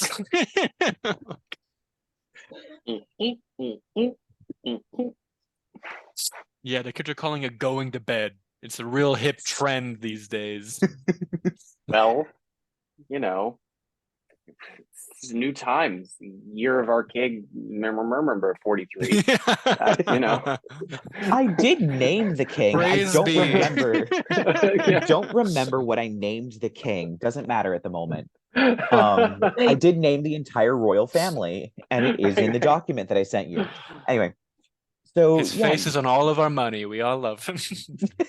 His Majesty. His face is on all of our money. Yeah. So anyway, yeah, you all head off to bed, and once again, no strange visitations, no interruptions, and you wake up the next morning feeling refreshed and renewed. You have had a long rest and get all of your stuff back. And the day is yours, at least most of you, until around 6 o'clock. So, what are you all planning on doing with your day? Actually, let me checketh mine inventory because I feel like there's some stuff. Oh yeah, I did never attune to Dern's tentacle whip. Oh yeah, you didn't. No, I may as well, unless someone else really would like it, I may as well just sell it because my attunement slots are full with the cloak of I displacement. think that was why you didn't attune to it. Well, plus like it does weird things that I wasn't sure I wanted. Let me see. There was like a drawback to it or something. Yeah, like burrowed into your skin. From what I remember, Yeah. you couldn't unattune to it for there were various things that you had to do to unattune from it. Yeah, attack rolls made against aberrations have disadvantage. Oh. With it. Yeah. Which is what because that's like that's my greater favored enemy. That would be weird. Oh, and yeah, you can't voluntarily end your attunement to it. Yes. It has to be removed by remove curse. Yeah. So I'd say I probably want to sell that. All right. What's that? The Wizard's top hat? The copper cauldron is still closed, isn't it? It seems to be still closed. I think you visited it like the moment you got home. I think we did. So like the day before, and it was still blasted out. So yeah, it's still closed. I mean, you could try the Wizard's top hat. They do potions mostly, but for some reason I thought the copper cauldron was the potions one. No. Oh, yeah, I definitely fucked that up then. All right. Let's see. Lark, you got anything you want to do? I'm just kind of poking around my sheet here. I want to maybe check in on what? I want to check in on two things, I think. I want to check in on what's her face and also what's her face's house. Oh, what's her face? Yeah. Grindle. Yeah, you know, the Drintle, yeah. Yeah, I know who you're talking about. Yeah, I want to check in on her and her abandoned house that I planted a bunch of evil plants in. Okay. Yeah, I'm not telling that to anybody else. Oh, okay. Unless you want, I don't know, do you want to try following Lark as he goes about his day? I mean, I highly doubt Lark would be able to figure out if I was following him. But sure, why not? I literally have nothing better to do. So let's say like, I don't know, Lark goes about his busyness and Arthur's just bored, so he tries to follow him. All right. Give me a stealth check then. Oh, I sure will. But first, let me take a thought of it. Oh my god, that song was so old. Okay. So first I'm going to cast Pass Without Trace. I forgot you had that spell. Yeah, it's the last level up. I gained a spell and then I replaced Hunter's Mark. I got rid of Hunter's Mark because I have it through Blessing of the Mammoth Spirit. So I got Pass Without Trace and Healing Spirit. So that stealth check, Monsieur, is going to be a 33. Oh my goodness. If you would like to roll a perception check against that Lark, you may. Oh, I don't even think a nat 20 will get us there. That's a 12 plus 4 is a 16. Okay, so yeah, you don't notice Arthur Nope, Arthur's following good you. at climbing. Yeah, good point. Because I I'm got a rope flying to the hospital as the crow flies. I'm not Shit. using the streets. You know what? I'll use Jasmine to track his smell. To track his scent. I'm gonna say that you would be able to do that. You've been around Lark long enough with that high stealth roll. I'm just gonna let you track Lark. And I'm sure you can figure out where he's going from activities. So you make it to the hospital. What exactly would you like to do? Oh, I'm just gonna like sidle on up to like the nearest nurse or something and just be like, "Where's the Drindhall girl? Drindhall? How do you pronounce the name above game? Drintal. Where's the Drindhall girl?" Oh, she's still in her normal room. I'm assuming you're coming to visit her again. Yes, yes. Of course. Yeah, she's still in her room. Oh, do be a doll and make sure no one interrupts us during the visit. It pulls at the heartstrings, to see such a sad sight. So I'm going to go and try and cheer her up a little. Ta-ta. All right. I'm sure she'll need all the cheering she can get. So I'm gonna go to it's Esther, right? Ethel. Ethel. What? I get names and stuff. So I'll go to Ethel's room and just be like, "Hey, girl, hi," except not like that. Okay. Uh, Not like that. You enter her room and she is at the moment in her wheelchair facing the window that she has been given with her IV bag attached to the wheelchair that's still feeding her. You do see at this moment a nurse does finish giving her a shot and turns and kind of, oh, I'm assuming you're here to visit. I'll leave you to. And she ducks out and leaves. Ethel, darling, how are you doing? I'm doing a little better, I guess. Um, And have you considered that offer?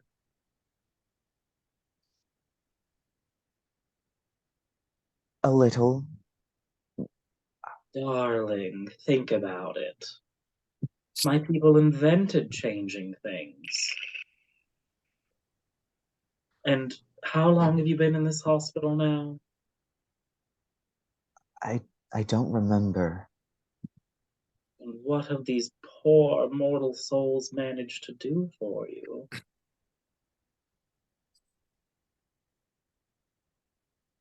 They've done all that they can. Which isn't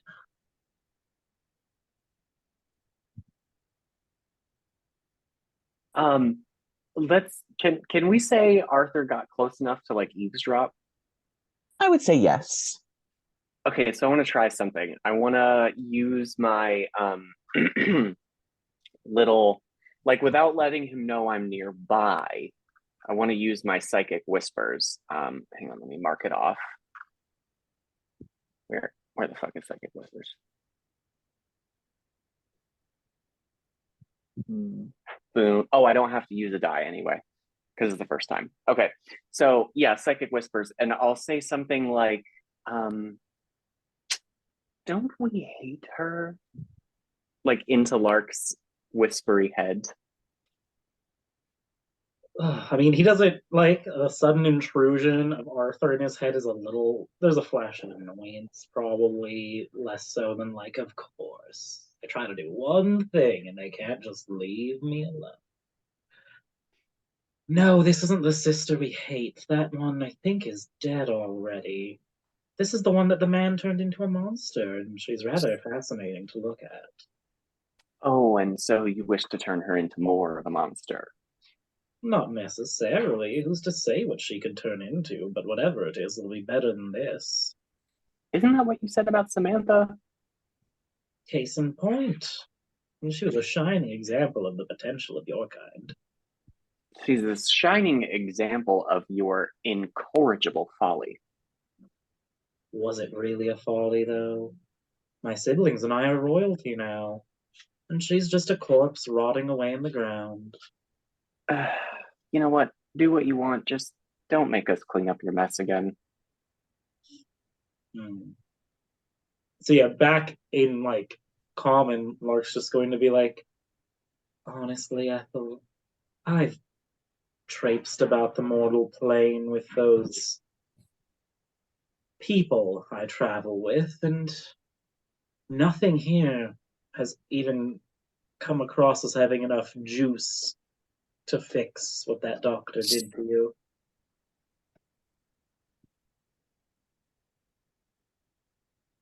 But I've seen a mortal turn into an Archfey. I'm fairly certain you could probably turn yourself into something closer to what you once were. Or better. Better than this, at least.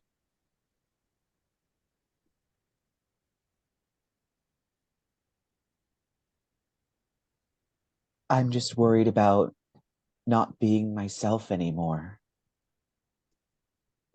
Are you really yourself right now? That's what I mean. I had it taken away once. I don't want it to be taken away again.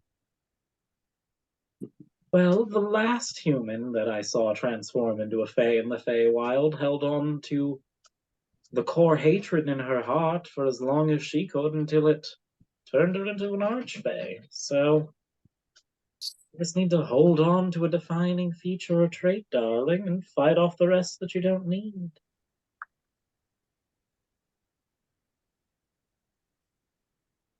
I know you'll never understand this, but sometimes it's better to not change if it means giving up everything about yourself. From what little I know about fairies, they're all about change.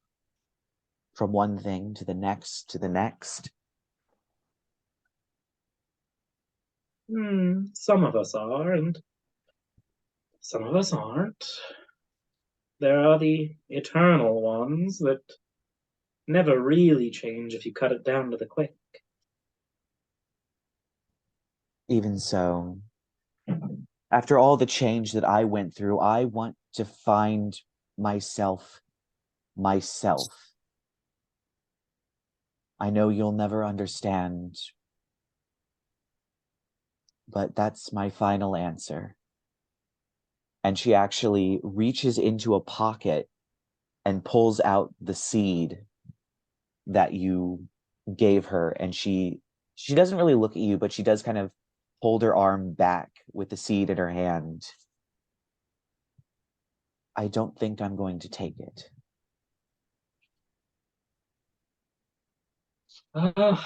It's your choice.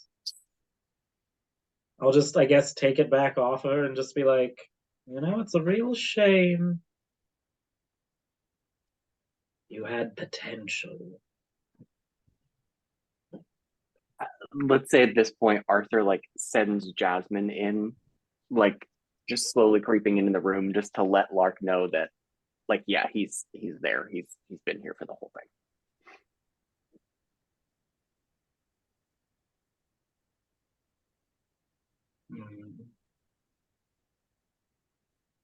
We'll do we'll do like a slow clap, like from out in the hall. Bravo, whispers into Lark's head.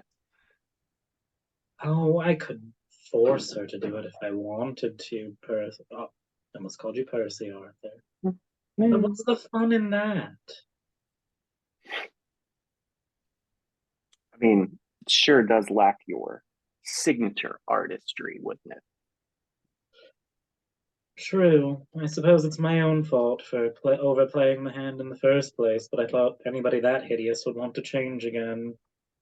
I suppose you underestimate the fortitude of mortals sometimes, then, don't you? Is there really anything to underestimate to all of you? You're here and you're gone in less than a century. Well, again, can't be totally sure about how long I'm gonna be sticking around. So you might be stuck with me for a while. I suppose so. But you did turn your back on your, I guess, birthright and just left it to that admittedly funny, though occasionally chaotic sibling of yours, or pseudo sibling, or whatever you want to call Lucky. Yeah. Somebody needed to be in charge of it, and I've got other things to do right now. Perhaps he'll burn himself to death. That would be fun. Interesting story at any rate. Back in common, Lark's just going to be like, well, don't say I never offered a mortal at least a shred of kindness in my time on this plane. It was a kind offer, but I am going to have to turn it down. Best of luck finding some pathetic mortal to try turning you into something less than you already are. Toodles! And Lark's just gonna fly out the door. Again, little slow clap from Arthur right there. So I'm assuming both of you are then heading to Ethel's house? So where to, Lark? Let's go check on her house. What could you possibly want in her house? I She's already thought the declined your garden. offer. Oh, right, your evil blooms. Well, I suppose we should see if they're going to destroy the city or something like that. Oh, they wouldn't destroy the city. I just want to see if they're feeding off of, the pain, the shock, the echoes. I wonder what Percy's doing now, though. Or Rerek. Percy's like hard cuts to Percy, and it's just like him in his bedroom with like girly pop music playing, and there's like he's holding up two different outfits, like like, because of course. Yeah, because why not? That's fabulous. I left him directions on how to try casting Shape Water if he needed it. Okay, I just don't know that spell. Of you. I just don't know it. It does make you wonder if he's the one who needs to shape water, or Landon or was it both? Actually, that's above game. That's kind of an interesting reminder. I don't remember what I wanted to look. I didn't have anything specific in mind, but I think I wanted to look for like spell scrolls, like see if there was anything like that about, or would that be a Copper Cauldron thing as well? It would be a Copper Cauldron thing. Okay, maybe we'll find spell scrolls when we go to the main Gypsha tower place. Yeah. Like good stuff there. Oh, come, Arthur. Come along. No point sitting out in the shadows this time, now that I know you're here. It was fun while it lasted, though. That is fair, and you do have such a way of sneaking up on people. Boo. You're so terrifying, let me tell you.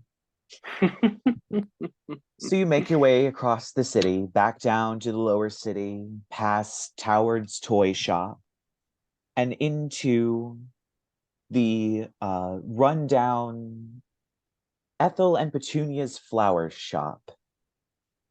As the door creaks open and the light pours into the familiar downstairs half greenhouse, half storefront, all of the pots on all of the shelves all have bitter blooms growing out of them. Those are the weird fairy baby flowers, right? Yes, these are the same flowers that ate those corpses and sent them to Granther.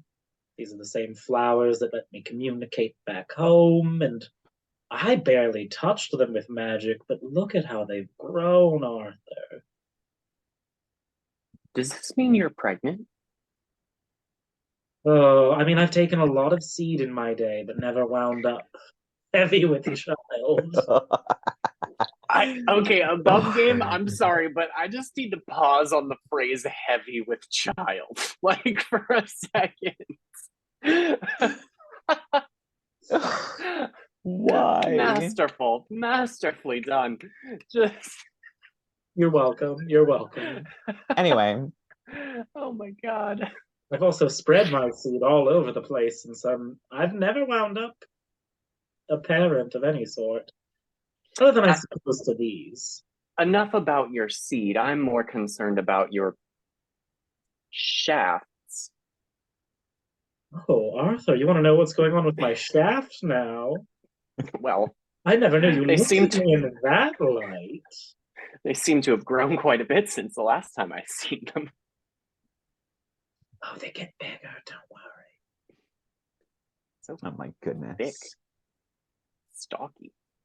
Oh, it's so fun to make a virgin blush. Well, they're certainly a hardy crop. Yeah, so what's the point with all of these anyway? I was just testing how much pain and suffering had happened here, and apparently a lot. Say while like he's speaking, like Jasmine's just going up to the flowers, like sniffing them and sneezing. It is definitely a very familiar smell. It reminds you of your short pass through the Garden of Regret, where these things grew as far as the eye could see. There's no redcap infestation, at least.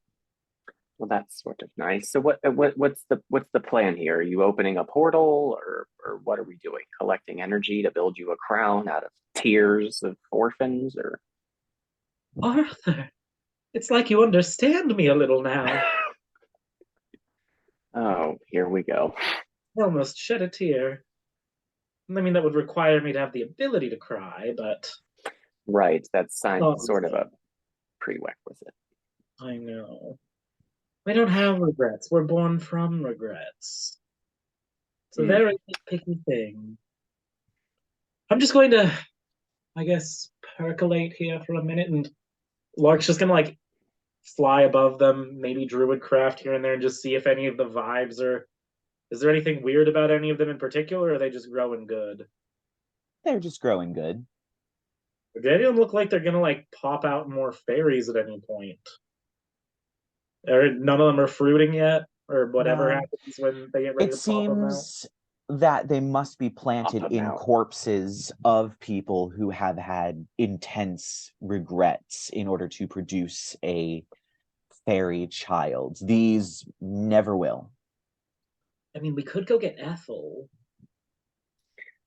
Just leave the poor woman alone. Hasn't she been through enough? Man. You just see Lark like do a face at you. Like, mercy. Disgusting. How very prank of you. Oh, prank's actually the nicest. Well, no, that's probably a rumor.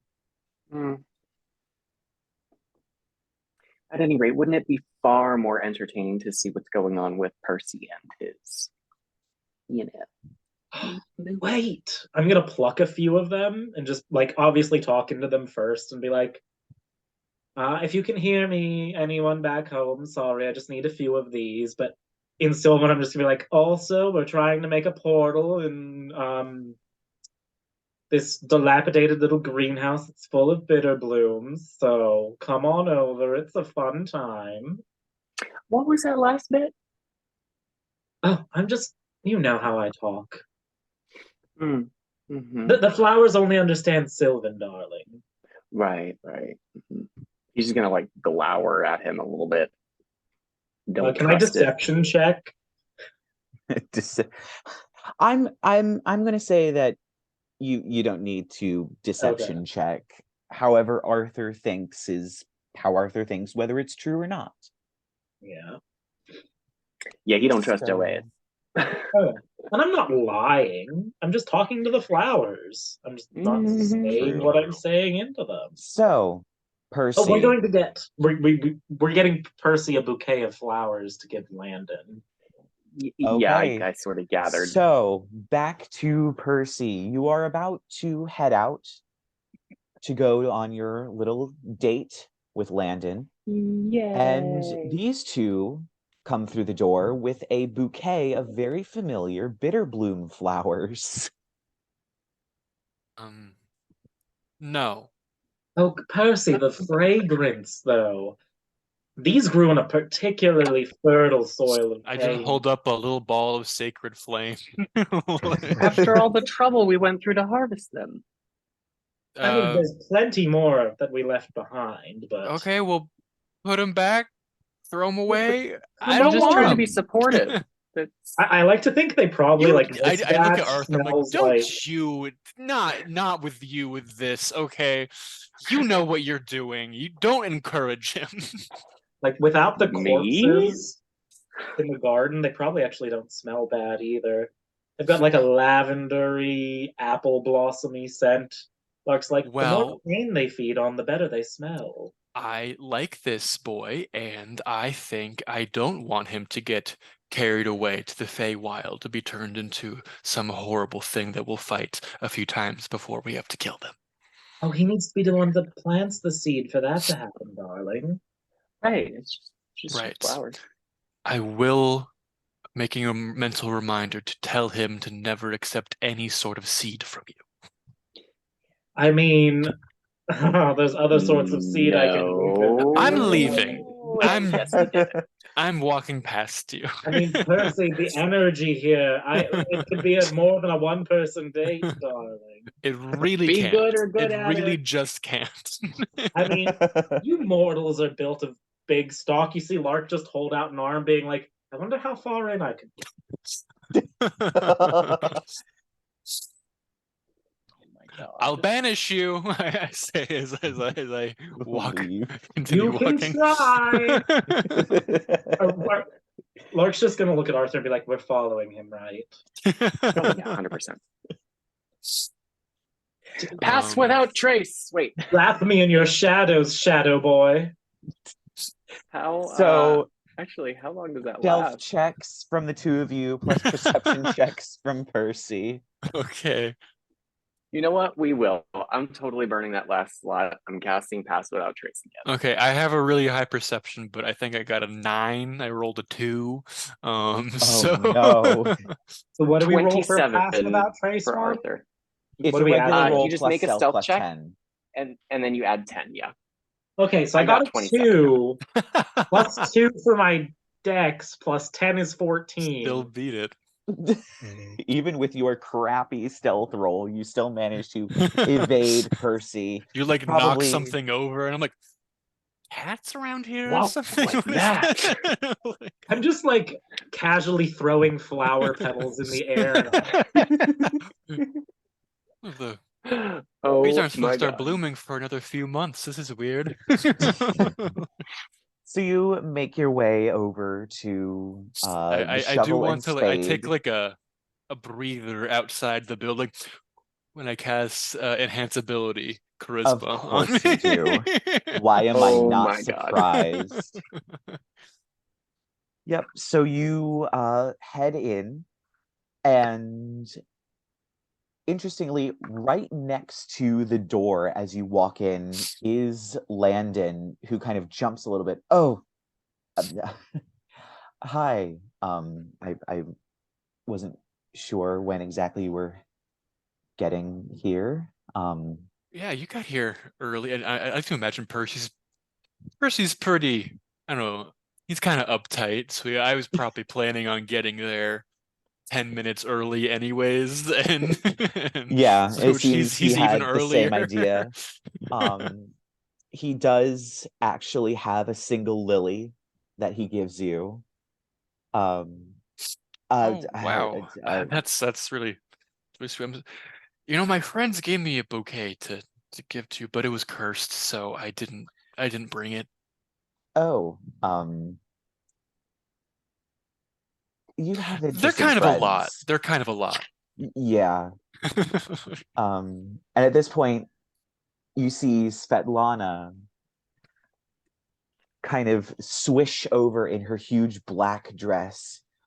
Well, you didn't come here with your group. You came here with other my friend Landon. We're not on business of any kind. We're just having some drinks. Ah, I see. There is a table over there that you can sit at, a little more private. Thank you. Shall we? Yes, yeah. And you sit down. Just to speed things along. Yeah, we don't need to. So, what are your parents like? I have an idea really quick. Okay. So, does Arthur see Franklin around anywhere? Does he go into the building? Oh yeah, 100%. Yeah, I'm definitely going in. Okay, so you go in. Sneaking along the wall, creeping in the corners.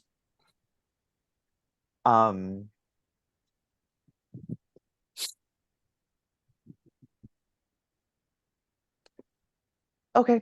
Yeah, you kind of whip in and dip into a shadow and kind of stand there for a moment.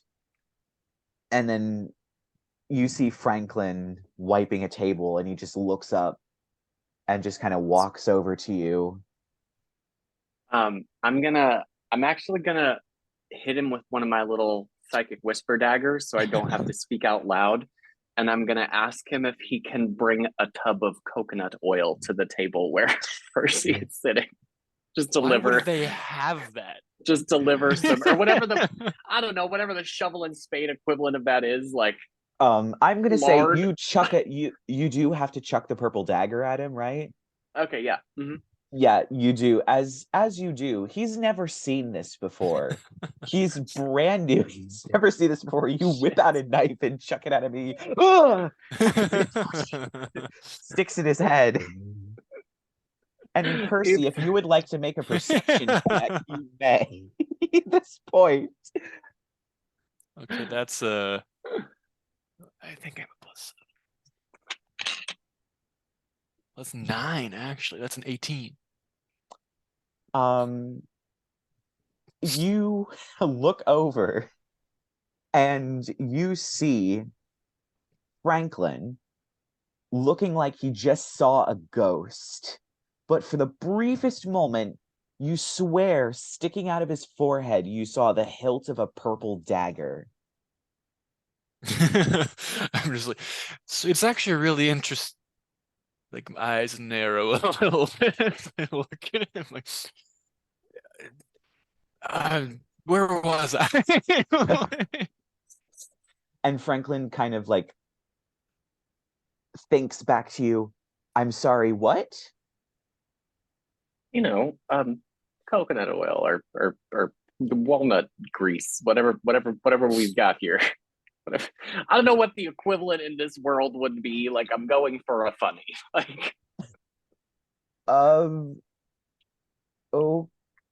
Okay. And he goes to the back and he comes out really confused by the whole thing. He comes out with a beer stein and a bottle. And he walks over and you watch as Franklin sidles up to your table, puts the stein of beer on the table. He is so confused. You don't need an insight check. He looks confused as hell. Pulls out the bottle and just fills the beer stein with olive oil and then goes, an anonymous person wanted to send this to your table.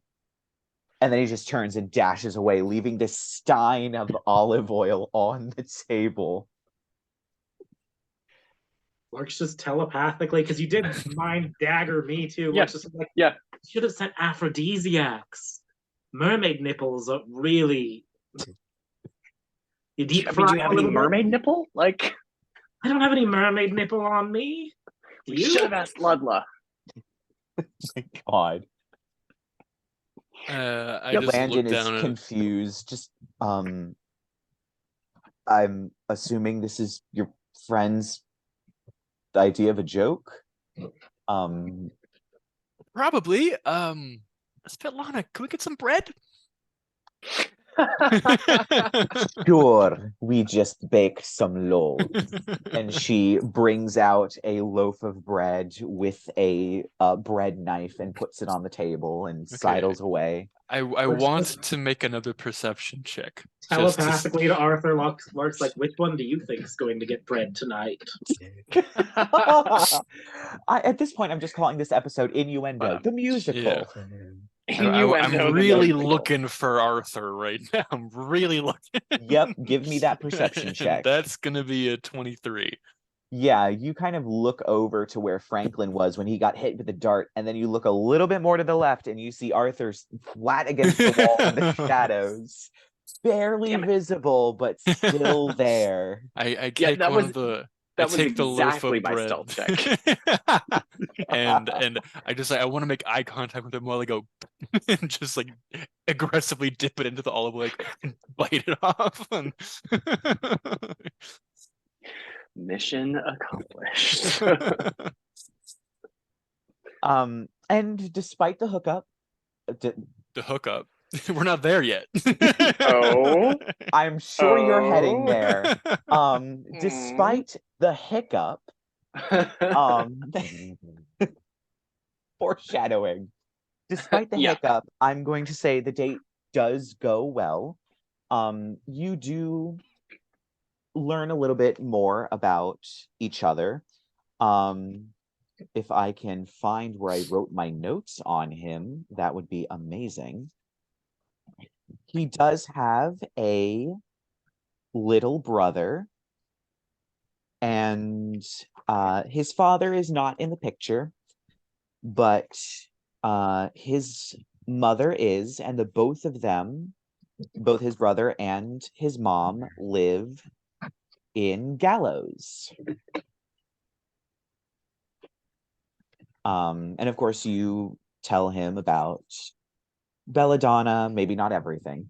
Yeah, but so my sister's actually the Scion of the end of the world, and yeah, so you tell him enough, but not everything. yeah. Oh my goodness, I cannot find my notes on him to save my life. It's like my little brother used to play pranks on me. Like, oh yeah, my sister has magical invisible cats that follow her around that sort of yak on everything, and I can see the yak, but I can't touch it. So it's just So really weird. infuriating. Lark's just like, is this Arthur? Is this normal mortal courtship? I thought the olive oil would work. He's talking about invisible cat vomit like a turn on to mortals. Maybe humans, but I think it sounds gross. I was going to say, we didn't cover this in my seduction lectures. No, and I only got so far into seducing someone enough to put a dagger in their neck, so I don't really know what goes on after that. Oh my god, twinsies! I mean, not all the time, but it's happened a few times where I just, like, they're not pretty enough to really want to do the deed, so you just end it a little quicker. Just slips, Okay, I finally found it. Professionalism. His little brother's name is Tristan, and his mother's name is Missy. His father died when his little brother was born. Oh. And we'll just say his father's name was John. You want to know a really fun way of doing it, though, Arthur? You mean murder? While you're kissing someone, you Eldritch Blast directly into their mouth so it shoots out the back of their head. Oh. Yeah, that sounds pretty gross. You've got to get creative sometimes, right? I mean, I know it's professional for you, but... I mean, upgraded French kissing. I don't... What is that? Like, Persian kissing? Or, or you murder your enemy while you're making out with them? Anyway, so I will just say from here, the date does come to an end. I will allow you, Percy, to dictate whether or not the two of you separate amicably for the evening, having had a lovely date, or whether or not you decide to ask for a room. I will leave that up to you. We'll separate amicably. Damn it. All right. Or will they? Dun, dun, dun. Shape Can I roll for a kiss, perhaps? He is perfectly willing to give you a kiss. So you do share a Wonderful. lovely goodbye kiss, and you take your single lily and leave. And you do get the sense that this was a Yay. successful date, despite the little hiccup. This was a successful date. It seems he understands the interesting dynamic of your friends and understands that this is just something he's going to have to learn how to deal with. I mean, friends is a strong word. Meow. And so your date comes to an end, probably around 8:39, having had a lovely meal, and had a long, lovely talk about family and where everything is and all of that stuff. And so the date comes to an end. Incredible. Lark just after Percy leaves, he just looks at Arthur and he goes, I almost fell asleep. I'm sorry. What happened? What? I missed the ending. Did they go up to the room together? That was the most boring 2 hours of our lives. Wait, shit, where did they go? Svetlana! Svetlana! Yes, I didn't see you come in. Oh, weird. Yeah. It's a little trickery of sorts. Did Percy, did he and that hunk of meat go up to a room together, darling? No, they did not. Should have magicked him to get the follow through. I'm not going to question it. Just please do not cast spells on my patrons. Oh, apologies, darling. I don't know if I have or haven't cast spells on your patrons in the past. Does it count if they're not in here directly? No, it does not count if they are not in here. They are not my patrons if they are not in here and not paying. A woman after my own heart. You know, our friend Percy just can't stop talking about you sometimes. Whenever I bring you up, that. I highly doubt that. Oh, honestly. Svetlana, would I lie to you? You're a fairy. Yes, you would. We never lie.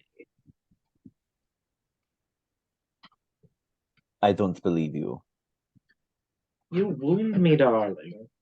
Oh, also, I don't suppose you have any contacts left in the Shadowfell, do you? Completely disarming her. I have notes. I was not expecting to have to pull out that, but yes, she does have. Actually, I would say, while I'm looking for the name, it is the same name that Donatello Darkstone, the strange Svirfniblin, Dwergar, that was driving the carriage that came in the middle of the night to the estate. It is the same people who he works with that she actually has contact with in the Shadowfell. If I can find their names, because I don't remember them off the top of my head, because I totally wasn't expecting you guys to visit them until later. Oh, I just wanted to plant a little worm in your ear, a seed in your soil. But we may be traveling there soon, so a little quid pro quo, tit for tat, if you needed to pass along a message or anything. Well, I don't have a lot of contact with them. They are private. The Camilla and Victor Gloomhaven are very private people. Darling, why don't you come to the Shadowfell with us next time? I'd rather not. This accent is going all over the place. I'd rather not. It's a stunning place and has all the usual Gothian architecture turned up to 11. Yes, I lived there for 90 years.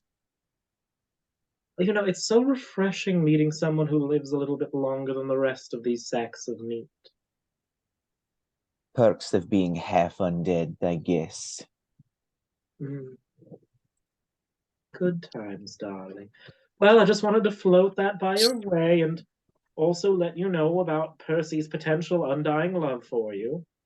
Ah, get it? Undying because you're undead? He's a creepy ghost boy? Very funny, if it were real. Who says what's real and what's fake? Everything's just a reflection in a mirror. I'm fairly sure he was on a date.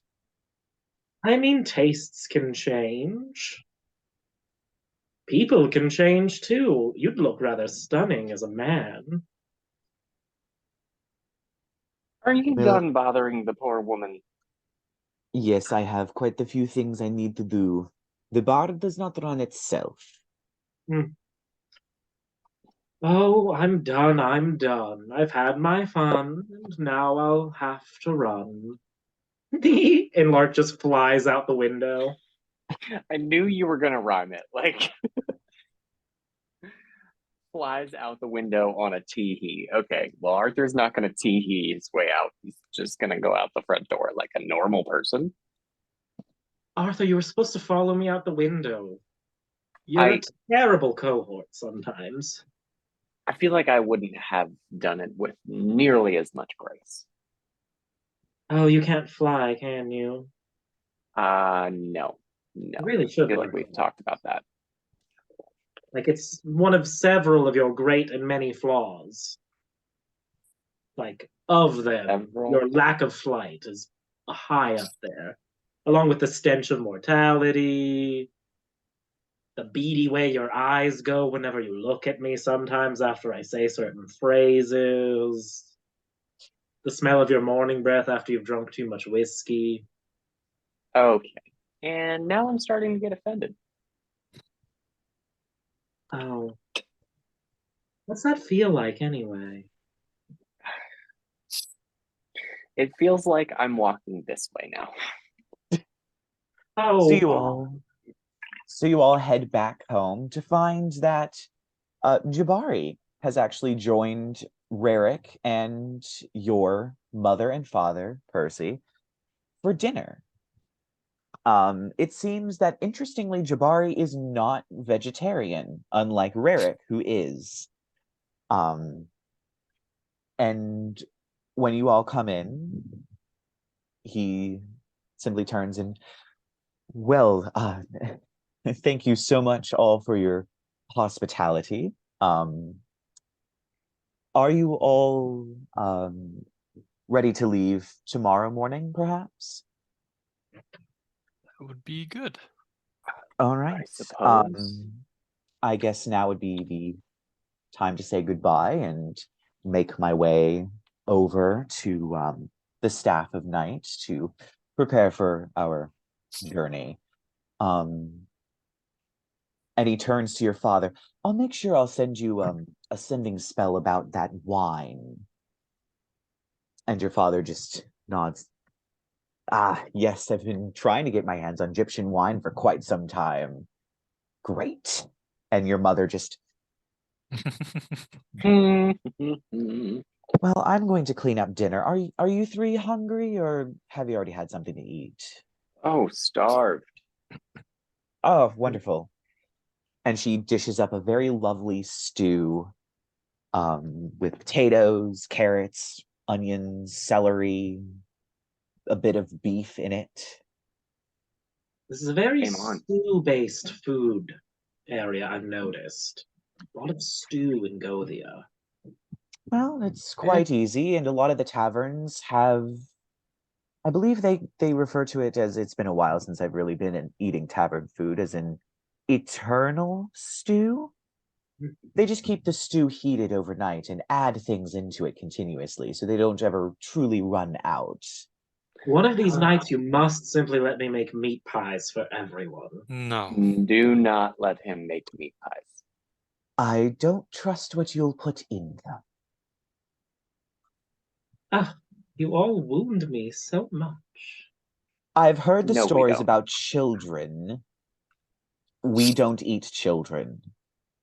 Well, not human children anyway. What's the difference between a human child and a calf?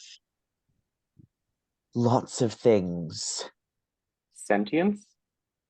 That Who says a calf's not sentient enough to feel? Have you ever spoken to a calf? We have talking calves where I'm from. Well, I'm sure those are different. But also, just medically speaking, for a human to consume another human, it causes jitters and shakes and mental defects and other things that cause immense amount of harm. Oh, I forgot how weak your constitutions were. We Eh. eat mortals, we eat other fae, sometimes we eat other things from other planes of existence. Why am I not surprised? Oh, Not I actually did get to. wrong. I got a little bit of a hit off of that, that angel's head that we were carrying around for a little bit. One of my bigger regrets on our journey is that I just didn't get a little bit of that skin action, Just take a little peeler to the face. He really You watch terrifies as me sometimes. Alessandra looks down at the stew and just, good thing I've already eaten because I've lost my appetite. Oh, but a fallen angel. The pain, the sorrow, the suffering, the despair, the hubris of falling from grace, all wrapped up behind that beautiful package. I mean, I'm obviously, I have to sure go it's for the food. lovely. So, stew. And she hands Mm, out the yeah, bowls of stew to those who wish to eat them, and you all he's have always a like this. lovely long rest. The morning Yay. comes. Are there any special preparations that are beyond the ordinary that you all are wanting to do? Do not think so. But I did re-roll Rerek's Portents for today. Just to Great. be on the safe side, before we leave, I'm gonna do my bullshit to get as many extra sorcery points as I can. All I'm gonna right. prick my finger, take a short rest, and gain 5 extra. I'm also going to spend 2 of my first level spell slots on that same short rest to get 2 extra. Then I'm going to use my Pearl of Power and get 3 more.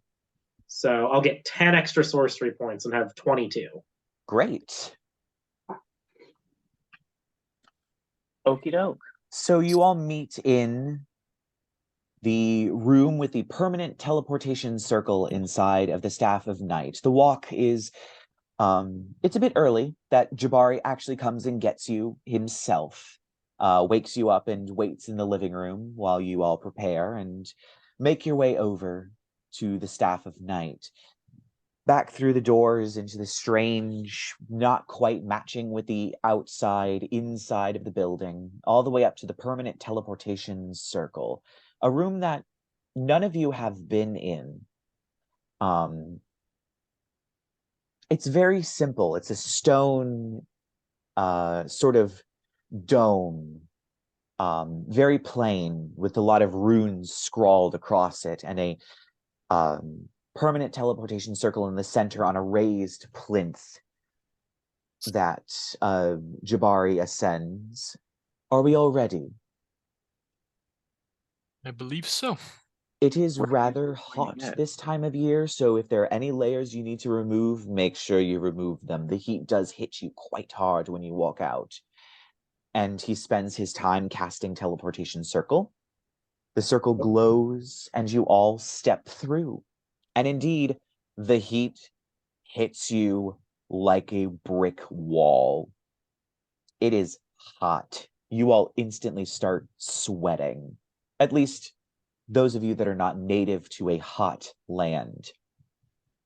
You step out into what appears to be not exactly a courtyard, but the inside of a large gazebo, an 8-sided gazebo with columns and beautiful archways, beautiful geometric artwork that leads out into a garden filled with exotic looking flowers and trees. And there's actually brightly colored birds flying around. You see quite a lot of tieflings and dragonborns, and while you may have never seen them in person, you did see them, one, at least, in the vision of the Sphinx. Elephant people. And you also see tabaxi walking around in fine robes covered in beautiful patterns of interlocking geometric shapes. You exit and the sky is bright blue. It is almost as bright blue as the sky in the Feywild. Minarets and spires rise up into the air, and you actually see people flying on flying carpets. Okay. You see people Well, that's practicing new. magic in the courtyard. It seems that this is in the middle of this school as Jibari turns and says, "Well, welcome to the Royal Institute of the Seven, representing the seven schools of magic."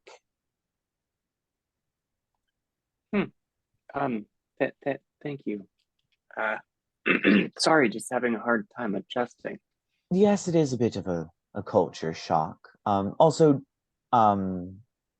do any of you speak Draconic or Infernal? I Aside speak from Infernal. Rerek? That will be very useful. Very few things are written in common around here. Good to know. Well, I will take Rerek and we will tell the High Magistrate that we are here. The trial will most likely begin tomorrow, as it's a bit late in the day for such a trial to begin. And I will let you roam about the campus and do what it is you please to do. If you do go out, do be careful. It is a very different culture out there, but I'm sure there are places that will be happy to inform you about. I feel like this is the part where we ask Rerek to show us around. Rerek's got to do Rerek stuff with his uncle for a little bit. Percy, how did your date go? Good. No thanks to, I'm guessing, both of you. Oh, I barely interfered at all, though honestly, the poor woman, you should have seen Svetlana and how heartbroken she seemed. It was truly heartbreaking. I'm sure she Not was that I was there devastated. or anything. You know, she seemed almost disbelieving of me, of how I told her how you just couldn't stop talking about her whenever I brought her up. I wonder why. She's a clever girl, that one. I mean, you, her, and Landon could be a thing. Could be the next power couple, yeah. How a Thruple. thruple. I haven't been in a thruple in a long time. At least 50 years. So one of us was an ooze. Temporarily. What, did you say one of us was a what? He was an ooze for like 3 years. It's fine. Oh, I thought you said a moose. I was very concerned. I mean, you'd be surprised what pseudopods can do. Okay. So, what's that over there? What's all that?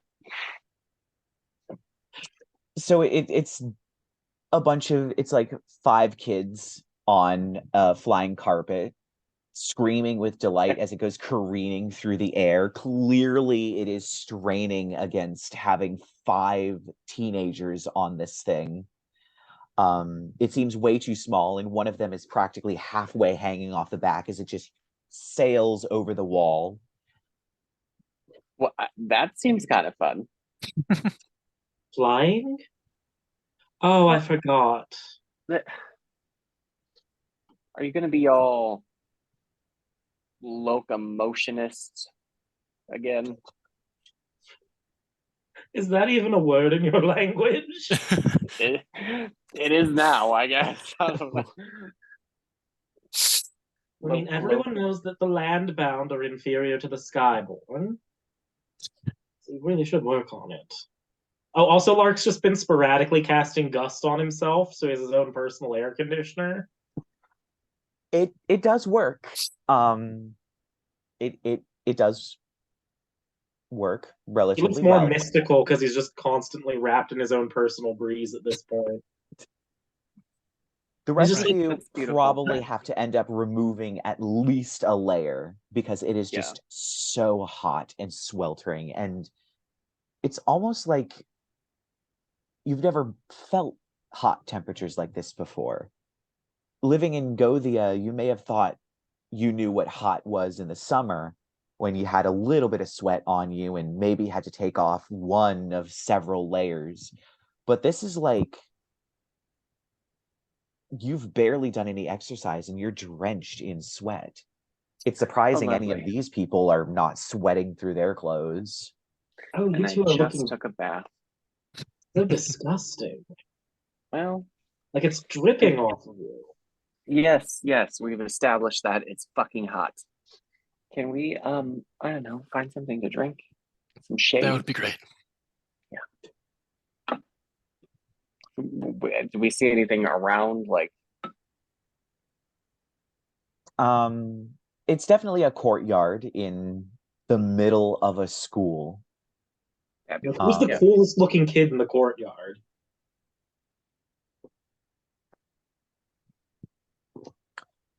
It appears to be a tabaxi, who is kind of seemingly practicing some kind of telekinesis. They have this very beautiful looking metal teapot that's kind of floating and pouring cups of tea. And it seems they have a sort of posse around them of people that are all drinking tea with them. Nice trick. Oh, thank you. Who are you? I don't recognize you. We're friends of the Oracles. You can call me Lark. That's Percy, and the really sweaty half elf over there is Arthur. Thanks. Oh, well, you certainly look like fish out of water here. You said you're friends of the Oracle? Of a sort, yes. Interesting. Well, welcome to the Royal Institute of the Seven, I guess. And who are you, darling? I am Feather of the Cockatoo, but you could call me Finn. An interesting pleasure to meet you, Finn. Now, I don't suppose you could lead us somewhere where these fish out of water could get a drink? Please, I know we're interrupting and even imposing by mortal standards, but you'd really be helping. Lark's just gonna bat his eyes a little bit. You'd really be helping us out. A little quid pro quo. I mean, I'm just gonna persuade this. Is this a boy or girl tabaxi? You're not sure. They seem very androgynous. Okay. I'm gonna persuade the cat to lead us somewhere to drink. Laying it on maybe a little thick, but it's fine. Okay. You know how I'm really good at persuasion? Uh-huh. Hmm. How's a oh god, what's that score? How's a 21 on persuasion do to get this cat to lead us somewhere to drink?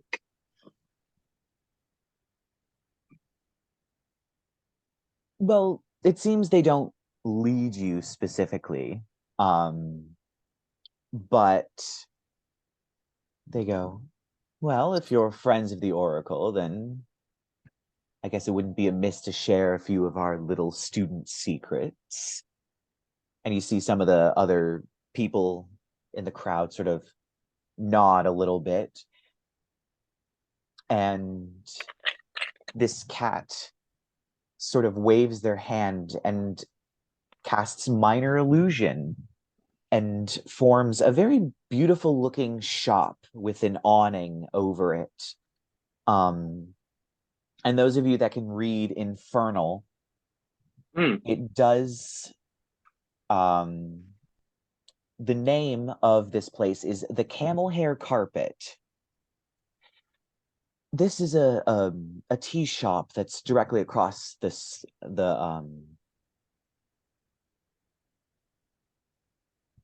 where did I write down what that was called? I didn't memorize the names of these places like an idiot. Across the Great Plaza. It's actually directly across the Great Plaza. It's a nice place that you'll go to for tea. They also have plenty of cold drinks. That sounds fabulous.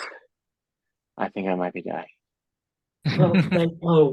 At that, Lark's just gonna like sigh, and he's gonna cast Gust on Arthur, but instead of like the gentle breeze that constantly, Arthur, can you make a saving throw? You're gonna try and blast him? For sake. Make a strength saving throw as I blast you with air and move you 5 feet. It'll dry you off though. It's fine. 13. Oh, that doesn't beat my spell save DC. Yeah, I didn't think so. Thanks. Thank you for that. That's Lark just waves his hand, and there's a blast of wind that sends some of your clothes flapping, and you stumble back about 5 feet. I mean, you're dry now, and wasn't that cooling? It was douchey, is what it was. Oh, that's shaped water, darling. That's the shaped water trick.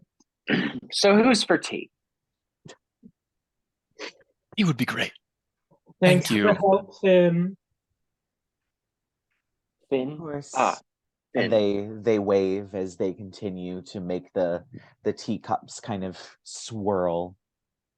You walk through a few halls and down some stairs, people politely pointing the way out to the Great Plaza, and you walk out onto this wide, beautiful plaza. It has these large slabs of stone. Some of them are like a light tan, and some of them are a darker gray that makes sort of a black and white chevron pattern across the whole of the plaza. There's also several fountains in the center, as well as little clusters where there are palm trees sprouting up into the air.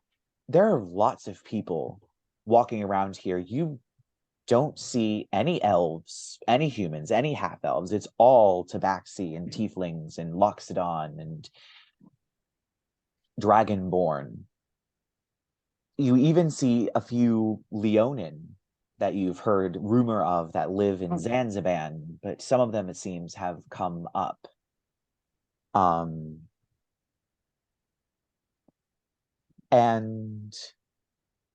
as you make your way across the plaza, Percy, do you have any visible symbols of Saint Hypatia?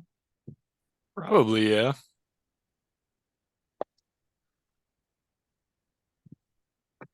Okay. As you are walking along, you definitely feel, all of you, feel a presence. As you look around, you see 2 Leonin and about 5 gnolls all following you, not quite inconspicuously, but definitely kind of weaving through the crowd as they're watching you, following you, until one of them kind of strides forward and stands in front of you and crosses their arms and just goes, "Well, what are you all here doing?" Intimidation check. What would you like to do? I'm gonna have like Jasmine kind of sidle up by me. I'll put my hand on my sword and like have her growl. And I understand what they're saying. Yes, they are speaking common. Okay, It's just common isn't used to write things in. Right. So I'll just say something like, you know, and what business is it of yours? And I don't know how good that's gonna be. My intimidation is a 9. That's a 16. All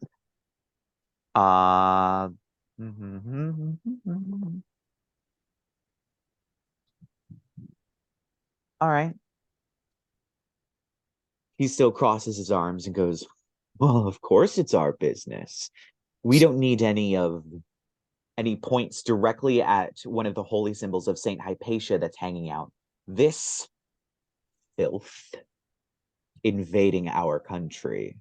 And at this point, you see you are beginning to be surrounded by the gnolls, and the other Leonin kind of comes up behind you, kind of leaving a ring around you.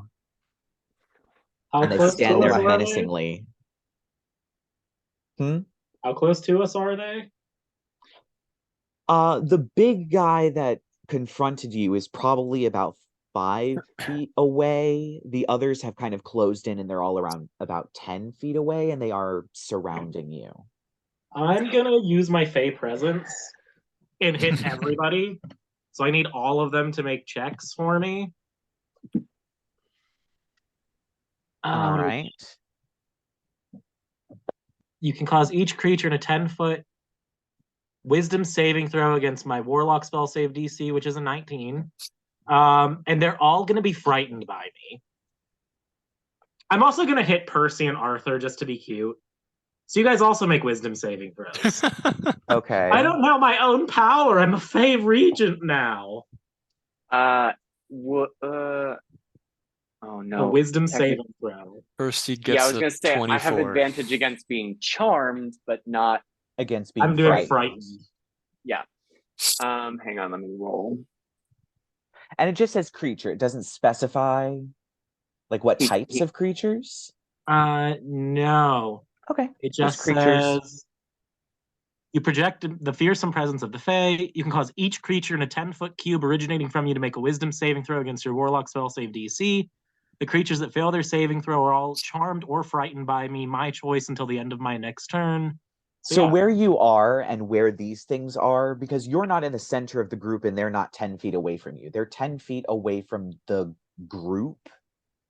Okay. And this person is 5 feet away from you. So you can hit 2 of the gnolls, everyone in the group, and the Lion Man in front. The Lion Man saves, but the other 2 gnolls kind of back up a little bit frightened.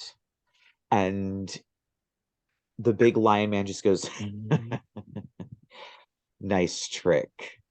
And Percy, you hear in your head, Jibari.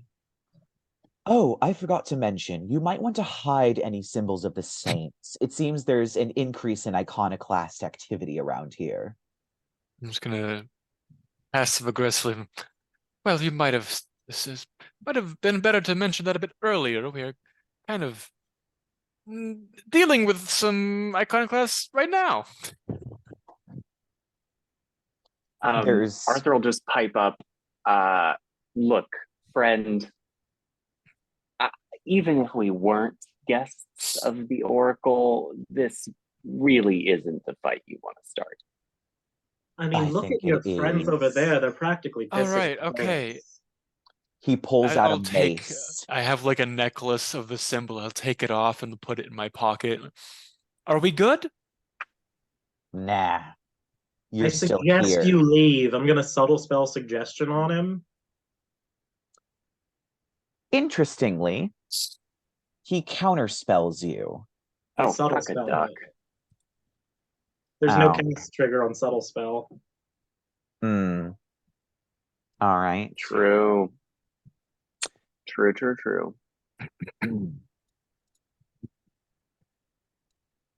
Does a dirty 20 beat? Oh, it has to beat a 19. So yeah. He succeeds. Well, nice try. But this is a fight that we're going to have to do. And he swings his mace at you, and that's where we're going to end the episode. So join us next week as we resolve what is happening with the Iconoclasts. And I will see you all next week.